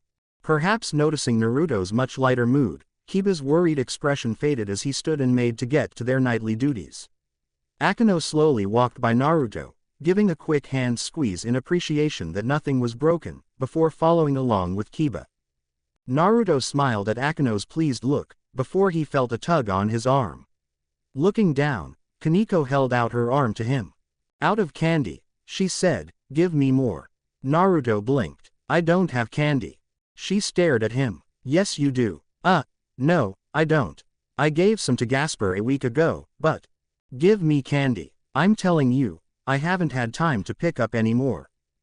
Give me candy. He stared at her. I don't have candy. He held out his hands. You could strip me and you won't even find a Tootsie Roll. Did someone say, strip? No, Akeno. Kaneko stared at Naruto hard. You don't have candy. No, I'm out. She stared at him for a long moment. I greatly dislike you at the moment, Naruto-san. Kaneko lowered her arm, staring at the blonde for only a moment before walking around the somewhat stunned young man and entering the club room quietly, closing the door with a loud slam after. Naruto stared quietly at the closed door for a few brief moments. Silently, he wondered how someone who hardly smiled or expressed emotion beyond a desire for sugary goodness could sound so angry, monotone voice and all. Quote. It was hard to please his girls. Granny USA's breakfast and brunch diner, 2 miles from Kuo Academy, next day, 7:23 a.m. Mr. Dosei enjoyed his Tuesday breakfast like any man should. He enjoyed his coffee, he enjoyed his toast, he enjoyed the sound of bacon grilling on a stove. The whole concept of breakfast was a near obsession to the man. In fact, it was his dream, simple as it might have been, to travel the world and try every breakfast there was. An odd dream, to be sure, but it didn't stop there. He wanted lunch, too. And dinner. He wanted barbecues and airline food and multi-course meals and second breakfasts, which he was certain was not the same as having a second meal during breakfast, but something else entirely. He wanted to try the vast world of food that was open to him. And if that put him into a negative light, so be it. He more than earned his position to be a glutton, if he did say so himself. At the moment, on that particular morning, Mr. Dosei was walking into a suave, if he was so bold as to call it, diner around the corner from his little home in the city. The diner was called Granny USA's Breakfast and Brunch Diner. Or, Granny's, as was the simpler name. Mr. Dosei was quite fond of Granny's. Going into the place, he felt younger. The diner was always lit and serving wonderful scents. The workers always seemed the same, a waitress, a cook and the owner, who helped serve coffee to his favorite customers, himself. The atmosphere was vibrant and warm and a bright light from the outside world, with today in particular starting off rainy and a bit dreary for Mr. Dosei's taste. In truth, he came to the diner every 2 weeks, ever since he came to town, to try their new, bi-weekly specials. They were always large, delectable treats, smothered in whatever sugary product the cook could find. In fact, Mr. Dosei would even go so far as to say the man was an artist. For such a small business, the cook truly flourished with his spatula and whisk. He prided himself in the names of his works, the new techniques he thought up, and the designs, the designs, of his masterpieces could make high-class chefs tremble in magnificence to his passion and ingenuity. Indeed, no place on earth, at least to Mr. Dosei, was like Granny's. It was his reprieve, his haven, from the troubles of his world. It was his peace of mind and the place to fill his unfulfilled taste buds. Walking in, after ensuring no drops of rain would besmirch the sacred ground of Granny's, Mr. Dosei, with his commonly worn gray trench coat and snazzy black fedora, walked in with a smile. "Good morning," Mr. Dosei yelled, making his presence known to the few early breakfast eaters and workers in the room, who turned around to stare at the brightly cheerful man and replied back. "Good morning." It was a common practice of Mr. Dosei's when he walked into Granny's, smiling to himself with an absolutely jolly laugh and kick to his step as he made his way to the front counter. The owner was already there, waiting for him, as they both smiled to one another. "Good morning to you, Mr. Dosei. And good morning to you, my good man Freddy."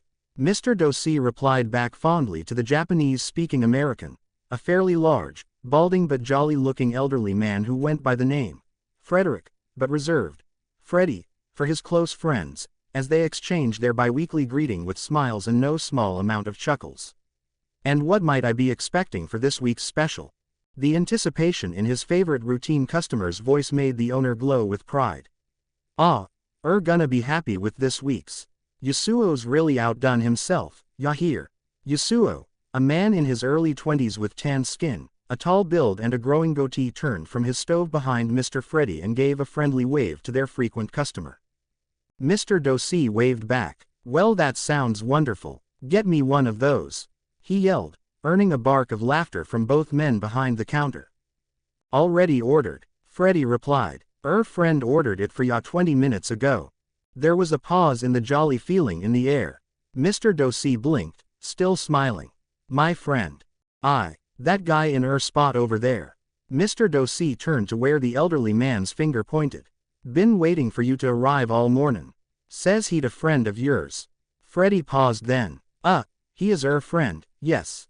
Mr. Dosi stared at the young man in his spot, who turned his head to him and waved, smiling. Mr. Dosi didn't smile or wave, just turning back to the owner of the diner and offering a small smile. He is an acquaintance, yes. Freddy stared at him curiously. Yeah, sure. His customer nodded slowly, looking slightly uncomfortable as Freddy looked over Mr. Dosi carefully, looking for lies. After a moment, he nodded. Well, all right, if you say so. He gave a nudge towards the man in Mr. Dosi's regular spot. I'll have Katsumi send for drinks, soon. That sounds lovely, thank you. Mr. Dosi turned, the wind seemingly out of his bright, cheerful sails, and walked over to the teenager in his spot of the diner. Naruto watched as Mr. Dosi approached him carefully. Despite the man's tense walk, Naruto appeared quite cheerful and relaxed. Even as Mr. Dosi sat in the booth opposite of him, Naruto just smiled. Then, as was respectable, the new occupant to the booth offered his hellos first. Naruto, he greeted, taking off his hat and placing it to the side. His cheerful mood seemed dulled now. Danesik, Naruto greeted in return, watching as the man shifted irritably in his spot. He didn't, apparently, like to be called out by his real name. Despite what the occupants of the small diner were aware of, in truth, the man sitting in front of Naruto was the fallen angel Danesik, a lower-rank member of the Fallen Angel Society but a man of considerable knowledge and worth, nonetheless. Mr. Dosi was a play on the trench-coat-wearing man's name, of course. Appearing as a rugged, middle-aged man, Danesik took pride in what Naruto called his boy-cosplayed Carmen Sandiego outfit. He thought he looked cool. Naruto just laughed. But back to the present, Naruto watched the man look around to see if anyone heard Naruto's addressing him by his true name. They didn't. Naruto was sure of it. It's been a while. Danesik, Mr. Dosi, replied, trying to regain his composure. He didn't like the sanctity of his small paradise ruined by anyone. Especially someone like Naruto. It has. How's life on your side of life, Still what was it again? The lap dog of Grimori. Danesik's presence was starting to feel hostile, though his face was still a mask of confidence and calm. Insulting the blonde was a way to try and cool himself off. Who knew he was such a territorial wreck? Still, Naruto's smile dropped. I hate that name. And yet, it's a surprisingly accurate one, he said, this time letting out a small grin as he dug into the blonde. His invasion of privacy was going too far, though he wouldn't say it. Usually, he was more cordial. But Granny's was his place. Not Naruto's, or any other angels or devils, for that matter. But again, Danesik found insults calming. He couldn't outright yell at Naruto in the diner. That would cause a scene he didn't want. Naruto accepted his penchant for foul words in the brief time he'd known the fallen angel. All Naruto could do was clench his fist and ignore him. So, the fedora-wearing bastard spoke up, reaching for a menu and looking over the pictures of delectable substances on it, helping to calm him. How have you been holding up lately, No insult. He was accepting the blonde hopefully. Fine, Naruto admitted, I've been doing side jobs wherever I can find them when Rias isn't nipping for me to go full-time for her. Mr. Dosi nodded, figuring as much. From the time he'd known Naruto, he'd realized the boy intensely enjoyed his little work on the side, certainly enjoying it more than his regular routine of earning an education at the city's fine public institute of learning or being the Grimori's bitch. In his brief time of being familiar with the youth, the fallen angel would admit to some understanding of the child's need for excitement or an alteration from common sights or backgrounds. A little time away from home did wonders, as any fallen angel would attest to, as well. In the case of the blonde, the boy's little business escapades gave him both financial revenue and adventure all at once. And with his unique standard of skills, he was well worth the price for anything anyone was willing to pay for. Mr. Dosi wouldn't admit this much to anyone, however, and so continued to instead look over his menu. Making good money? He casually asked. Naruto slouched in his booth. No, He groaned, throwing his hands through his hair, irritably, as Danasik raised a curious eyebrow. I keep working for free because of some sob story they keep selling me. Either that, or I owe someone a favor. The blonde laid back further in his seat. So no, not good money. The angel responded without little care, returning his attention back to a delicious-looking pancake at the bottom of his menu and trying to contain the drool slowly building in his mouth. Naruto watched the man's odd fascination with the plastic diner item. What about you? He asked, breaking the silence. Job hunting again. This seemed to knock the fun out him. Yeah, got axed last week at the McDonald's up near the church. Accidentally ate half their storage. He shrugged, trying to blow the failure off, though he owed rent this coming week. Not all fallen angels were exactly loaded. Lasted 3 weeks, though. He admitted lastly, which to him was very good news. And apparently, news to Naruto. 3 weeks. Danasik paused in his reading. He knew where the blonde was going with this. Don't. No, seriously, 3. Bite me. What's that? Like, 3 days over your record. Do you get a button for that? Should I throw you a party? The playful joshing was not to the angel's liking. Danasik was a proud man. Admitting or even playfully mentioning his shortcomings in any sort of negative light was, perhaps, one of his truly great weaknesses. Shown all the more when he slammed his menu onto the table, meeting the blonde's blue eyes with his steely own. I will leave, right, now. Who's Rainer? And like that, before it could start, Danasik's tirade was cut short by the interruption. Naruto studied him, watching as the angel's face loosened and slacked at the reference to the name. Before, the playful jabbing had been fun, but now it was time to get the answers to his questions. Which is roughly when Katsumi the waitress came walking up to their small table. Mr. Dosi, it's great to see you again. Mr. Dosi's attention immediately switched from Naruto to the waitress, smiling brightly. Same, my dear, how are you? I've been doing wonderful, thank you, she replied, as Mr. Dosi noticed a subtle glance on her part back to the cook behind the counter. He kept his knowing smile hidden. Oh, don't you mention it. He lifted up his menu again, pretending he hadn't memorized every inch of the menu several times over, before smiling back to the young woman. I'll just have a coffee. Plenty of cream and sugar, of course. Of course, Katsumi knew that was his usual. He was such a sweet gentleman, always so kind. She'd worked her for a long time but never knew anyone who could brighten an early morning like him. And for you, young man. He'll have a bottle. Danasik answered for the blonde before Naruto could even open his mouth. Katsumi blinked. What? The fallen only smiled. A water bottle, he told me himself. He smiled brightly, as Katsumi smiled back and nodded, writing it down on a notepad before moving back behind the counter. Danasik turned to the now annoyed blonde. He smiled to him. Naruto kicked him under the booth. Ow, who's Rainer, pimp dick? Naruto asked grumpily, losing his temper while remembering why he hardly hung with the only semi-reasonable angel he knew. And that was because he was only semi-reasonable. How do you know her? She isn't in the normal fallen garrisons stationed in Japan. I know, I checked. So what is she? Danasik was still rubbing his hurt ankle. And why should I tell you anything? Naruto was ready with the favor owed. Because of that little problem you let loose near the Vatican. Danasik, to his credit and irritation, had the good grace to look surprised. Oh, right, that, with the tentacles and the slime and the, right, forgot about that. Naruto stared at him. How could you forget the hundreds of angels that descended to pierce my rear hind full of holy spears? How could you forget how that thing nearly poisoned the entire ecosystem of the Mediterranean? How could you forget meeting the Pope? It was a Tuesday, right? Donna, fine, shish, he whispered harshly, again scanning the cafe for anyone who might have heard him. Just remember I can't tell you everything, right? Security reasons, you understand. Naruto nodded, both in understanding and finally getting somewhere. This was the Danasik he preferred. Then what can you tell me?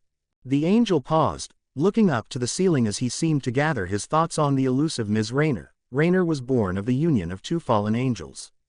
The product of their sin of lust. Parents died by Manticore when she was young around the First World War.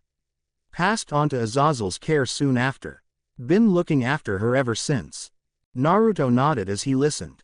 This was good. Simple, but information was good. Anything else? Danesik stroked his chin. Yeah, I remember she had the good old sin of pride keeping her from the topside. But recently, she's got the sin of wrath burning in her. Don't know what brought it up, but it's been bad for a while. Not many fallen like those wrath types. Can get a little too on edge for our tastes. Naruto listened carefully. Sins of pride, wrath, lust, each fallen angel had an abundance of a 7 deadly sin in them. They organized and related themselves by this code. Some were extreme cases, some were mild. Some changed to different forms of sin over time. It wasn't uncommon and was accepted because that was just who they were. And now, a wrathful fallen angel was running amok. Awesome. But one thing caught his attention. You're not a wrathful fallen. Danesik stared at him. I'm a glutton. That's my sin. I enjoy my food. There's nothing wrong with that. And the occasional blood bath, from what I hear. Danesik thought on that. Well, a good fight now and then does keep life interesting. Figures. So, Rainer's just angry. Oh, she's a gas tank put too close to hellfire. Never know when she's gonna blow. And she's recently developed a bit of a sadistic streak to go along with it. Azazel's been keeping her on a short leash, keeping her on Earth and out of the underworld, and she's none too happy about it. Been lashing out, from what I heard. Whatever he heard was right. Doesn't sound like the most harmonious relationship between the two. Oh, Rainer worships the ground Azazel walks on. The angel exclaimed, and Azazel is about as doting as a surrogate father can get. But that doesn't mean it's all hunky-dory here on Earth. She feels she's entitled to a higher position than whatever Azazel's got her doing. And she's very vocal about it. Danesik sighed, seemingly getting his high from staring at a breakfast menu, before putting it down and staring at the blonde. So, what's got your interest in her? It was a legitimate question. One Naruto had no problem answering. She tried to jump in on a job of mine. Oh, didn't kill her. You never do. But this whole situation with her has left me on edge. Naruto admitted, looking out the window of the diner to the rain. There was something he didn't understand yet. Why stop Rainer? From what he got, Azazel would have preferred if Issei died. The boy was dangerous. Whatever he had in him, it was a risk. So why not deal with it? It might have been the ninja in him, but a risk that could threaten an entire faction was something to put down. It was harsh, but reality. He closed his eyes in irritation, groaning silently. This situation was all so political. All right, gentlemen. A female yell came from Naruto's side, waking him as his eyes widened. A water for you, 1 coffee for you, and, the largest plate Naruto had ever seen came crashing down in front of Danesik, easily being half the size of the table, 1 special for our favorite customer. Danesik looked like he won the lottery. His eyes were watering. The All-American Freedom Special. A large pancake topped off with syrup, bacon, hash browns, sausage, cream, sugary powder, scrambled eggs, all of which seemed to be placed accordingly to make it seem, in an almost impossible way, like a bald eagle was sitting comfortable in front of the United States flag. Naruto stared at him, the mess of food, then back to him. Really? Danesik pulled a fork from his pocket and stabbed it into a sausage. He seemed to melt from the taste. It's American, he practically cried, quickly taking another bite. By the way, you're paying for this. Be sure to leave a big tip. Outskirts of Kuo Academy, next day, Wednesday, 5:24 p.m. Kuo Academy. For Naruto Uzumaki, academy life was an interesting endeavor. This was in no small part due to academy students being held at high standards of exceptional ability. It, in turn, required Naruto to show some similar levels of enthusiasm and determination to excel. This wasn't exactly easy. Naruto passed a basic, academy life, before, was educated and learned from several esteemed teachers and scholars. And while the material of this new world was different, history alone was fascinating. The task of actually staying in a seat for several hours a day, listening and doodling down what was heard, was not enjoyable. When he was Hokage, sitting in a chair, mulling over his village's needs and wants was far easier than this. He was a mature man in the body of a youth. He felt the innovation, the determination and the desire to want to explore and move. That might have been coupled to what a youth's natural desire was, but it certainly passed on to the old man and his new body. He wanted to travel and climb mountains and seek out vast forests. He wanted the move away from stone buildings and mass crowds, if only for a little while. He didn't boast to being spoiled, he simply wanted the desire to move beyond the confines his family had placed on him. He was educated with an intelligence developed over decades of learning. So while the history lessons did, occasionally, catch his attention, his lack of interest in mathematics and subjects of government were justified because, frankly, he'd probably learned about the individual subjects prior.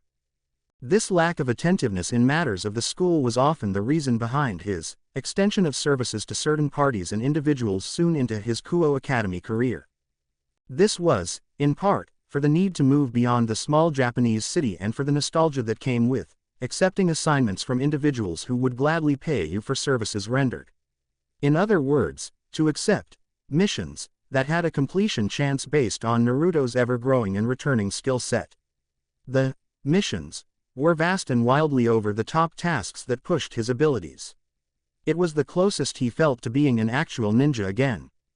His escapades weren't well advertised, for good reason. Daneseek knew of them because he was one of the few angels he was amiable towards. Last thing he needed was the constant messaging, asking him to do the most minute tasks. He'd created a network of connections and ideas through the world, simply from extending an offer or hand to the right person at the right time. Jiraiya would have been proud. And his assignment-taking opportunities weren't limited to a race. He took projects from all manner of being. He met fascinating people while on the job. Gods, monsters, legendary figures of mythologies and so on who held no shortage of work for him.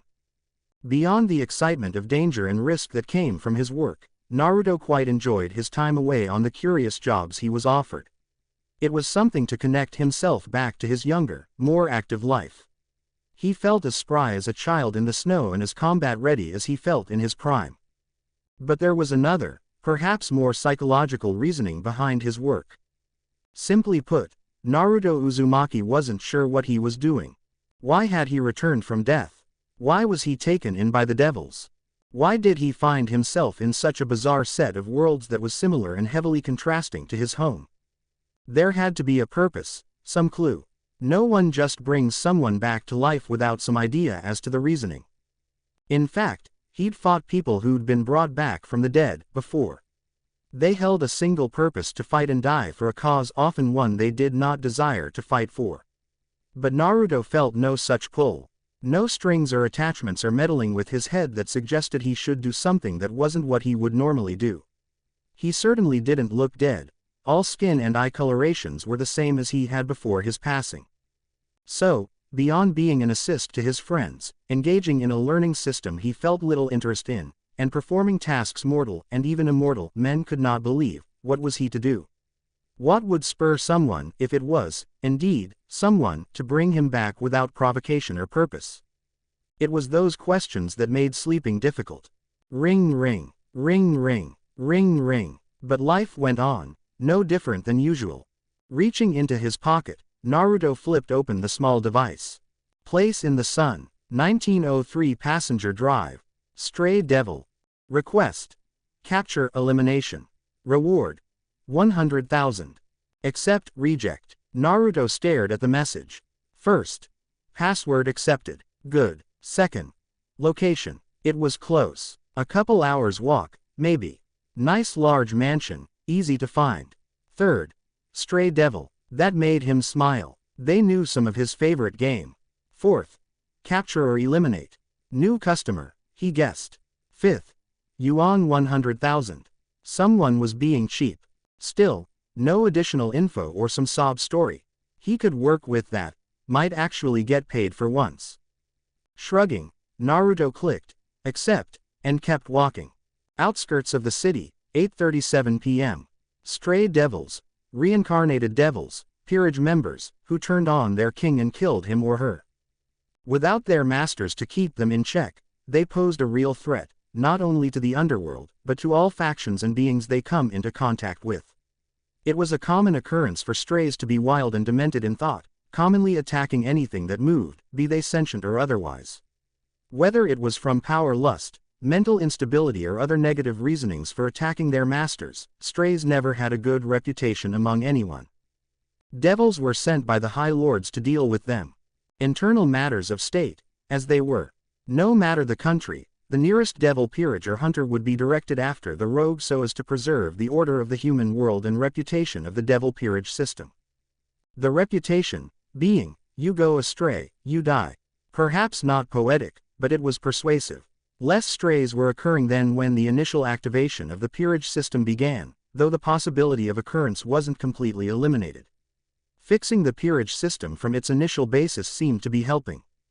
Though, on occasion, the stray devil was elusive. Sometimes, a stray knew how to stay out of a devil authority's spotlight. And when that happened, it was bad news for whatever occupied area it decided to hold up at, usually creating rumors of a cave, forest or an old abandoned homestead that they decided to make their home out of. Either it was haunted, possessed or just plain creepy, the self-made rumors kept people away for the most part.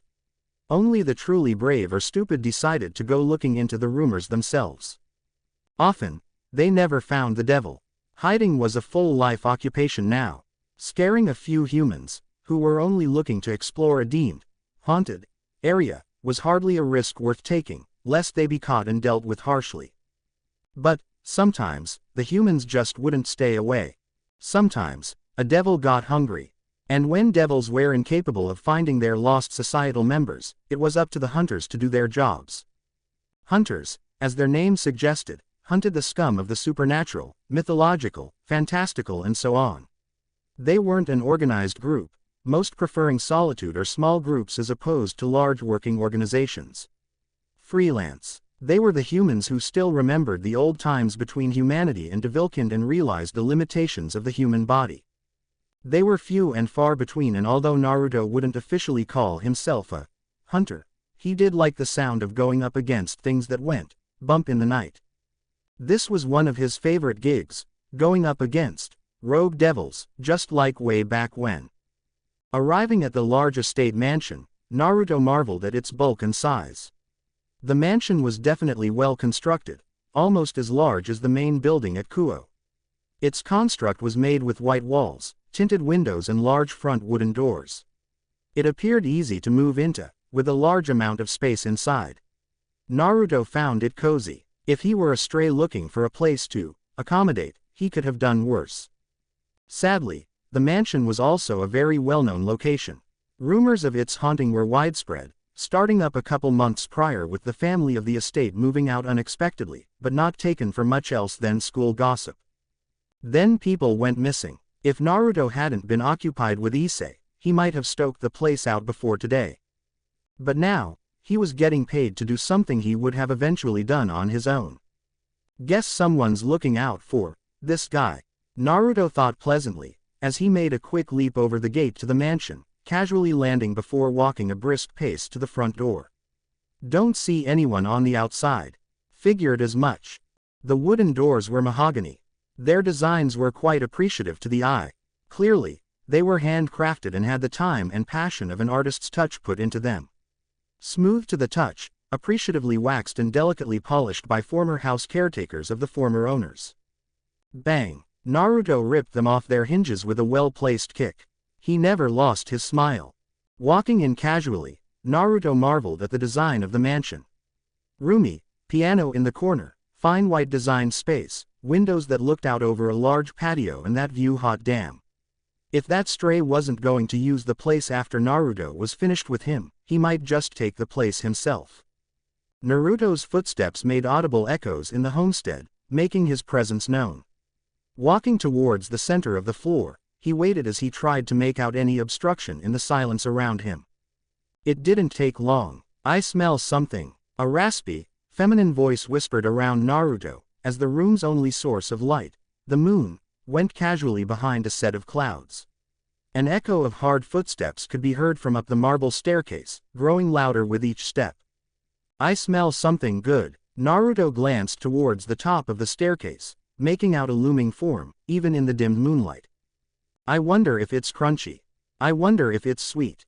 Bitter, perhaps. The face of a beautiful woman loomed out of the shadow, smiling and peering down to the intruder in her abode.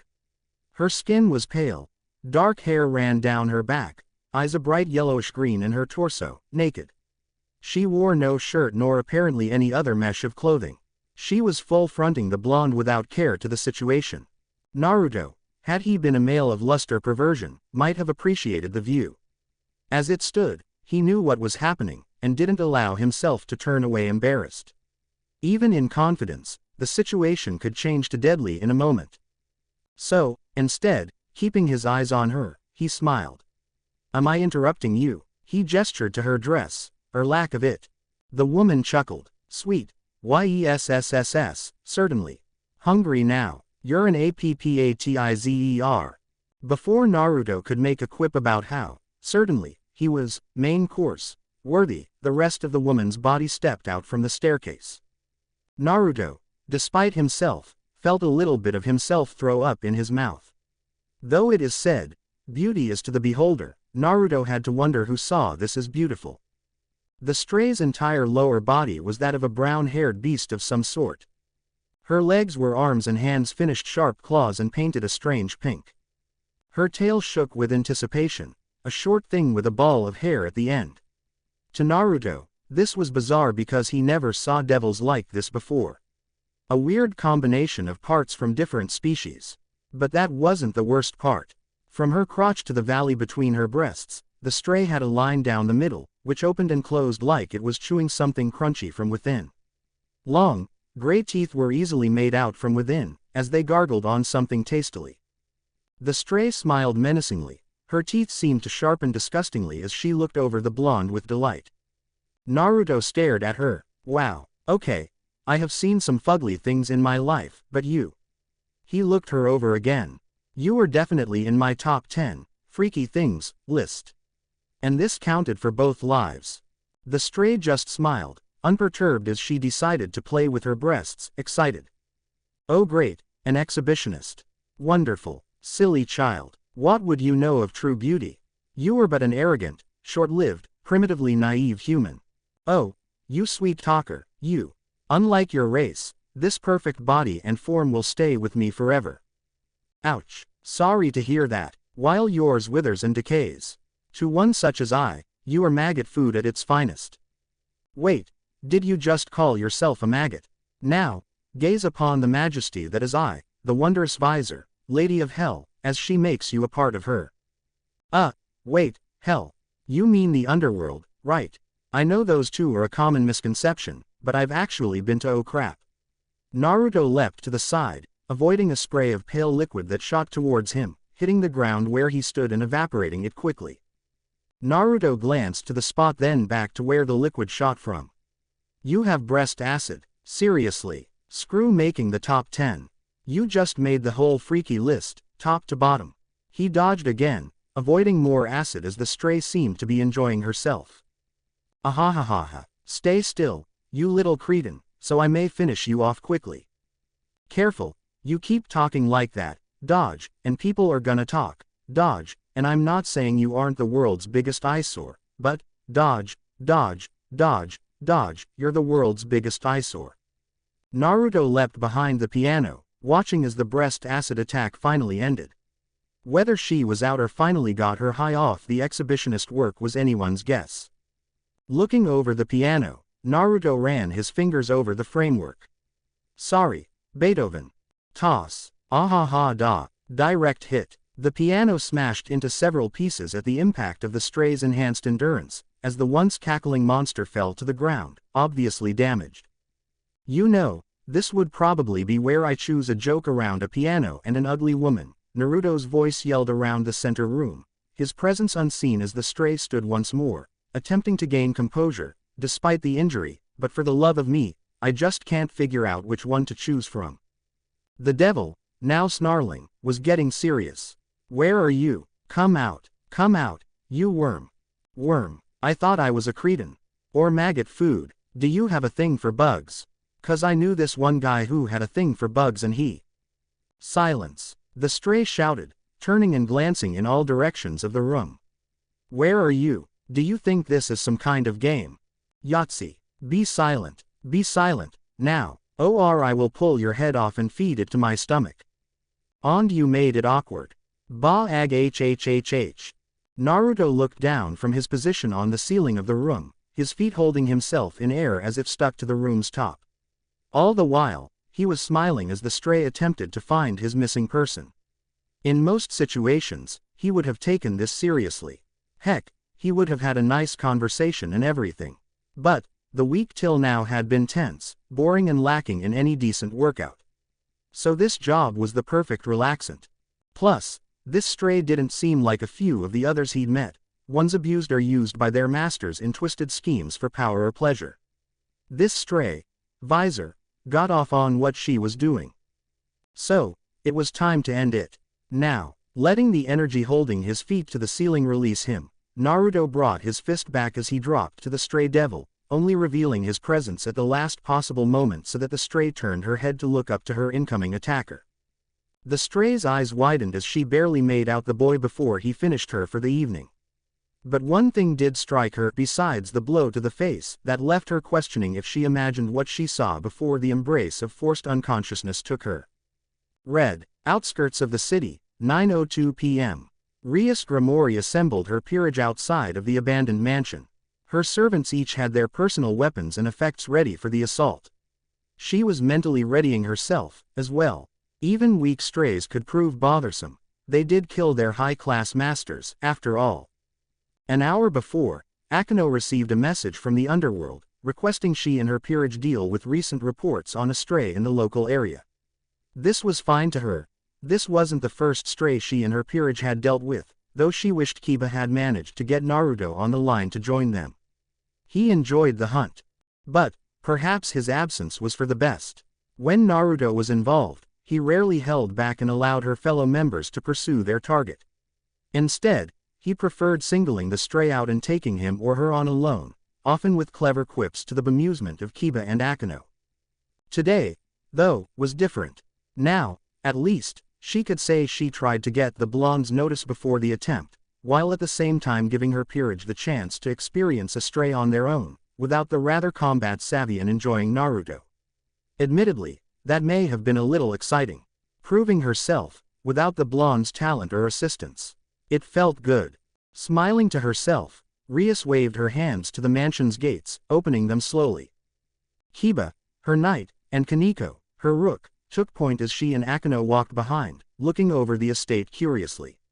Looking at the knocked-down front doors, Rias wondered if the stray was asking to be caught.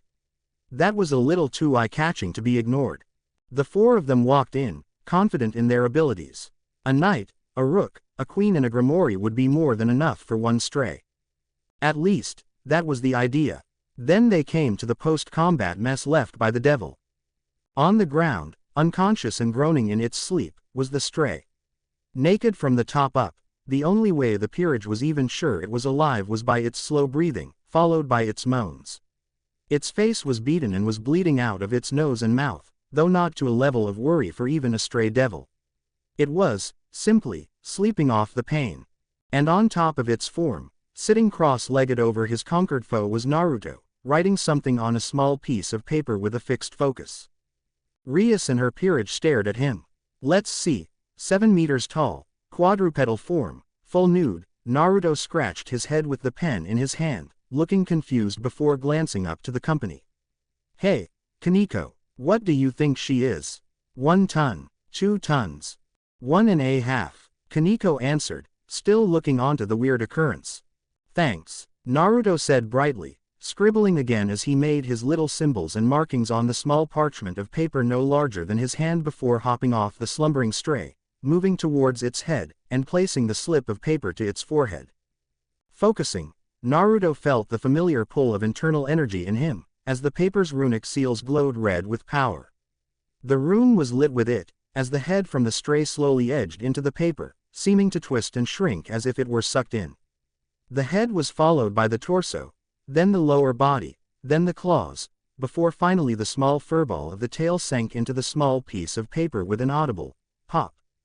Naruto, smiling, waved the paper in the air, letting the ink dry out, before turning to Rias's peerage.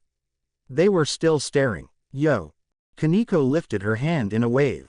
Yo, Naruto. Rias yelled in the partially destroyed mansion, walking over to stare intensely at the now surprised-looking blonde. What do you think you're doing here? Naruto stared back, confused and a bit worried at her sudden fury. Nothing. This wasn't the right answer to give. Nothing. He pursed his lips. I went for a walk. Rias stared at him. You went for a walk. He nodded. Another one. He nodded. This far from your apartment. He nodded. Into what just so happened to be a stray devil's territory. I know, right? How lucky am I? Oh, she was gonna blow. He could see the outline of a red aura startling to encircle her form. He lifted up the sealed paper protectively. But I got you a present. See, he was smiling, slightly in panic to the furious woman. Vaguely, with Rias's hair starting to swirl and twist as her power caused the wind around them to brush her hair wildly around. Naruto wondered if his original mother, who had similar colored hair and a temper to match, was like this when she was upset with his original father. Rias's glare was rarely used and even rarer to see her without some form of her demonic power seeping out with her loss of emotions. She was known as the crimson-haired ruin princesses for a reason. Her power was not to be trifled or tested with. Angry though she was, the way Naruto offered her his W placated her somewhat. Maybe it was just the look of panic from the blonde that made her want to laugh and hug him at the same time. He was just so jovial it was cute. He beat a stray, single-handedly, and was whimpering to her like he'd done something wrong. It was hard to stay angry towards. In the end, grumbling, she wrenched the paper from his hand and turned back to her peerage, walking towards the door.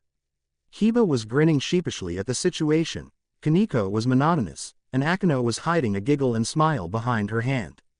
Rias told herself she would get answers from Naruto later. To save face. We're leaving. Now, Rias ordered, not turning back at the image of Naruto, wiping his brow in relief at not being made to feel the Princess of Destructions, as she was also known as Fury. Instead, she shouted back, with perhaps a small bit of enjoyment, and I'm telling Mother about this. Kiba followed his king, silently laughing as the sword he kept to his side vanished into particles of energy. Kaneko followed, looking annoyed at not getting the chance to punch anything, while Akeno giggled more as she looked back to Naruto's expression. Lady Venilana, please, no, I was walking. Atop the mansion, a female, winged figure watched closely as the Grimoire King and her peerage left, followed shortly by the blonde boy, who seemed to lack the kick in his step that he came into the mansion with earlier. Rainer stared at him hard. Naruto, she thought, mulling the name over silently. She'd been staking the mansion for some time. After her humiliation days prior, she'd figured she needed an outlet for her pent-up frustration. A good fight, in her mind, would do her some good. And as it so happened, rumors during her time as a student at Kuo caught her attention. She hadn't meddled into them, her task had been the pervert, but now that she was free for a while. Then the blonde showed up. Funny as situations went, running into the hero turned out better than she hoped. It was quite the show, the human boy thrashing the delusional stray devil with ease. If she hadn't known who the boy was prior to her arrival, she might have even congratulated him on a job well done. But then, instead of finishing the beast off, the blonde seemed to want to do nothing more than lay on top of his win, scribbling with a light pen onto a piece of parchment without care. This infuriated her, at first. To see he couldn't even finish the job was unbelievably droll. She planned to make herself known, then, just to rant and yell at his mercy, but then his cavalry arrived. It was intriguing what she heard. Watching the devil disappear, watching the blonde cower from the red-headed devil woman, discovering the boy's name amidst the commotion. It was delightful pieces of information and ability she was content with simply viewing from a distance. Partially, she hazarded the thought of surprise attacking them all. She wasn't discovered and her spears could still deal considerable damage, especially to the red devil and her peerage. But the friendly attitude between the human and the devils gave her pause. She was outnumbered and, dare she admit, outmatched. It was too much of a risk. So, she watched them as they left, keeping an eye on them all as they disappeared in a flash of red from a teleport circle. When they were gone, and she was sure her presence hadn't been discovered, she took to the cool skies above. She had much to think about.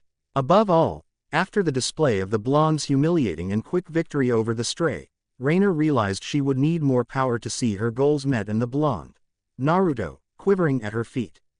The thought made her smile. Thank you for watching. If you enjoyed the video, be sure to like, comment and subscribe, as well as checking out the author on fanfiction.net.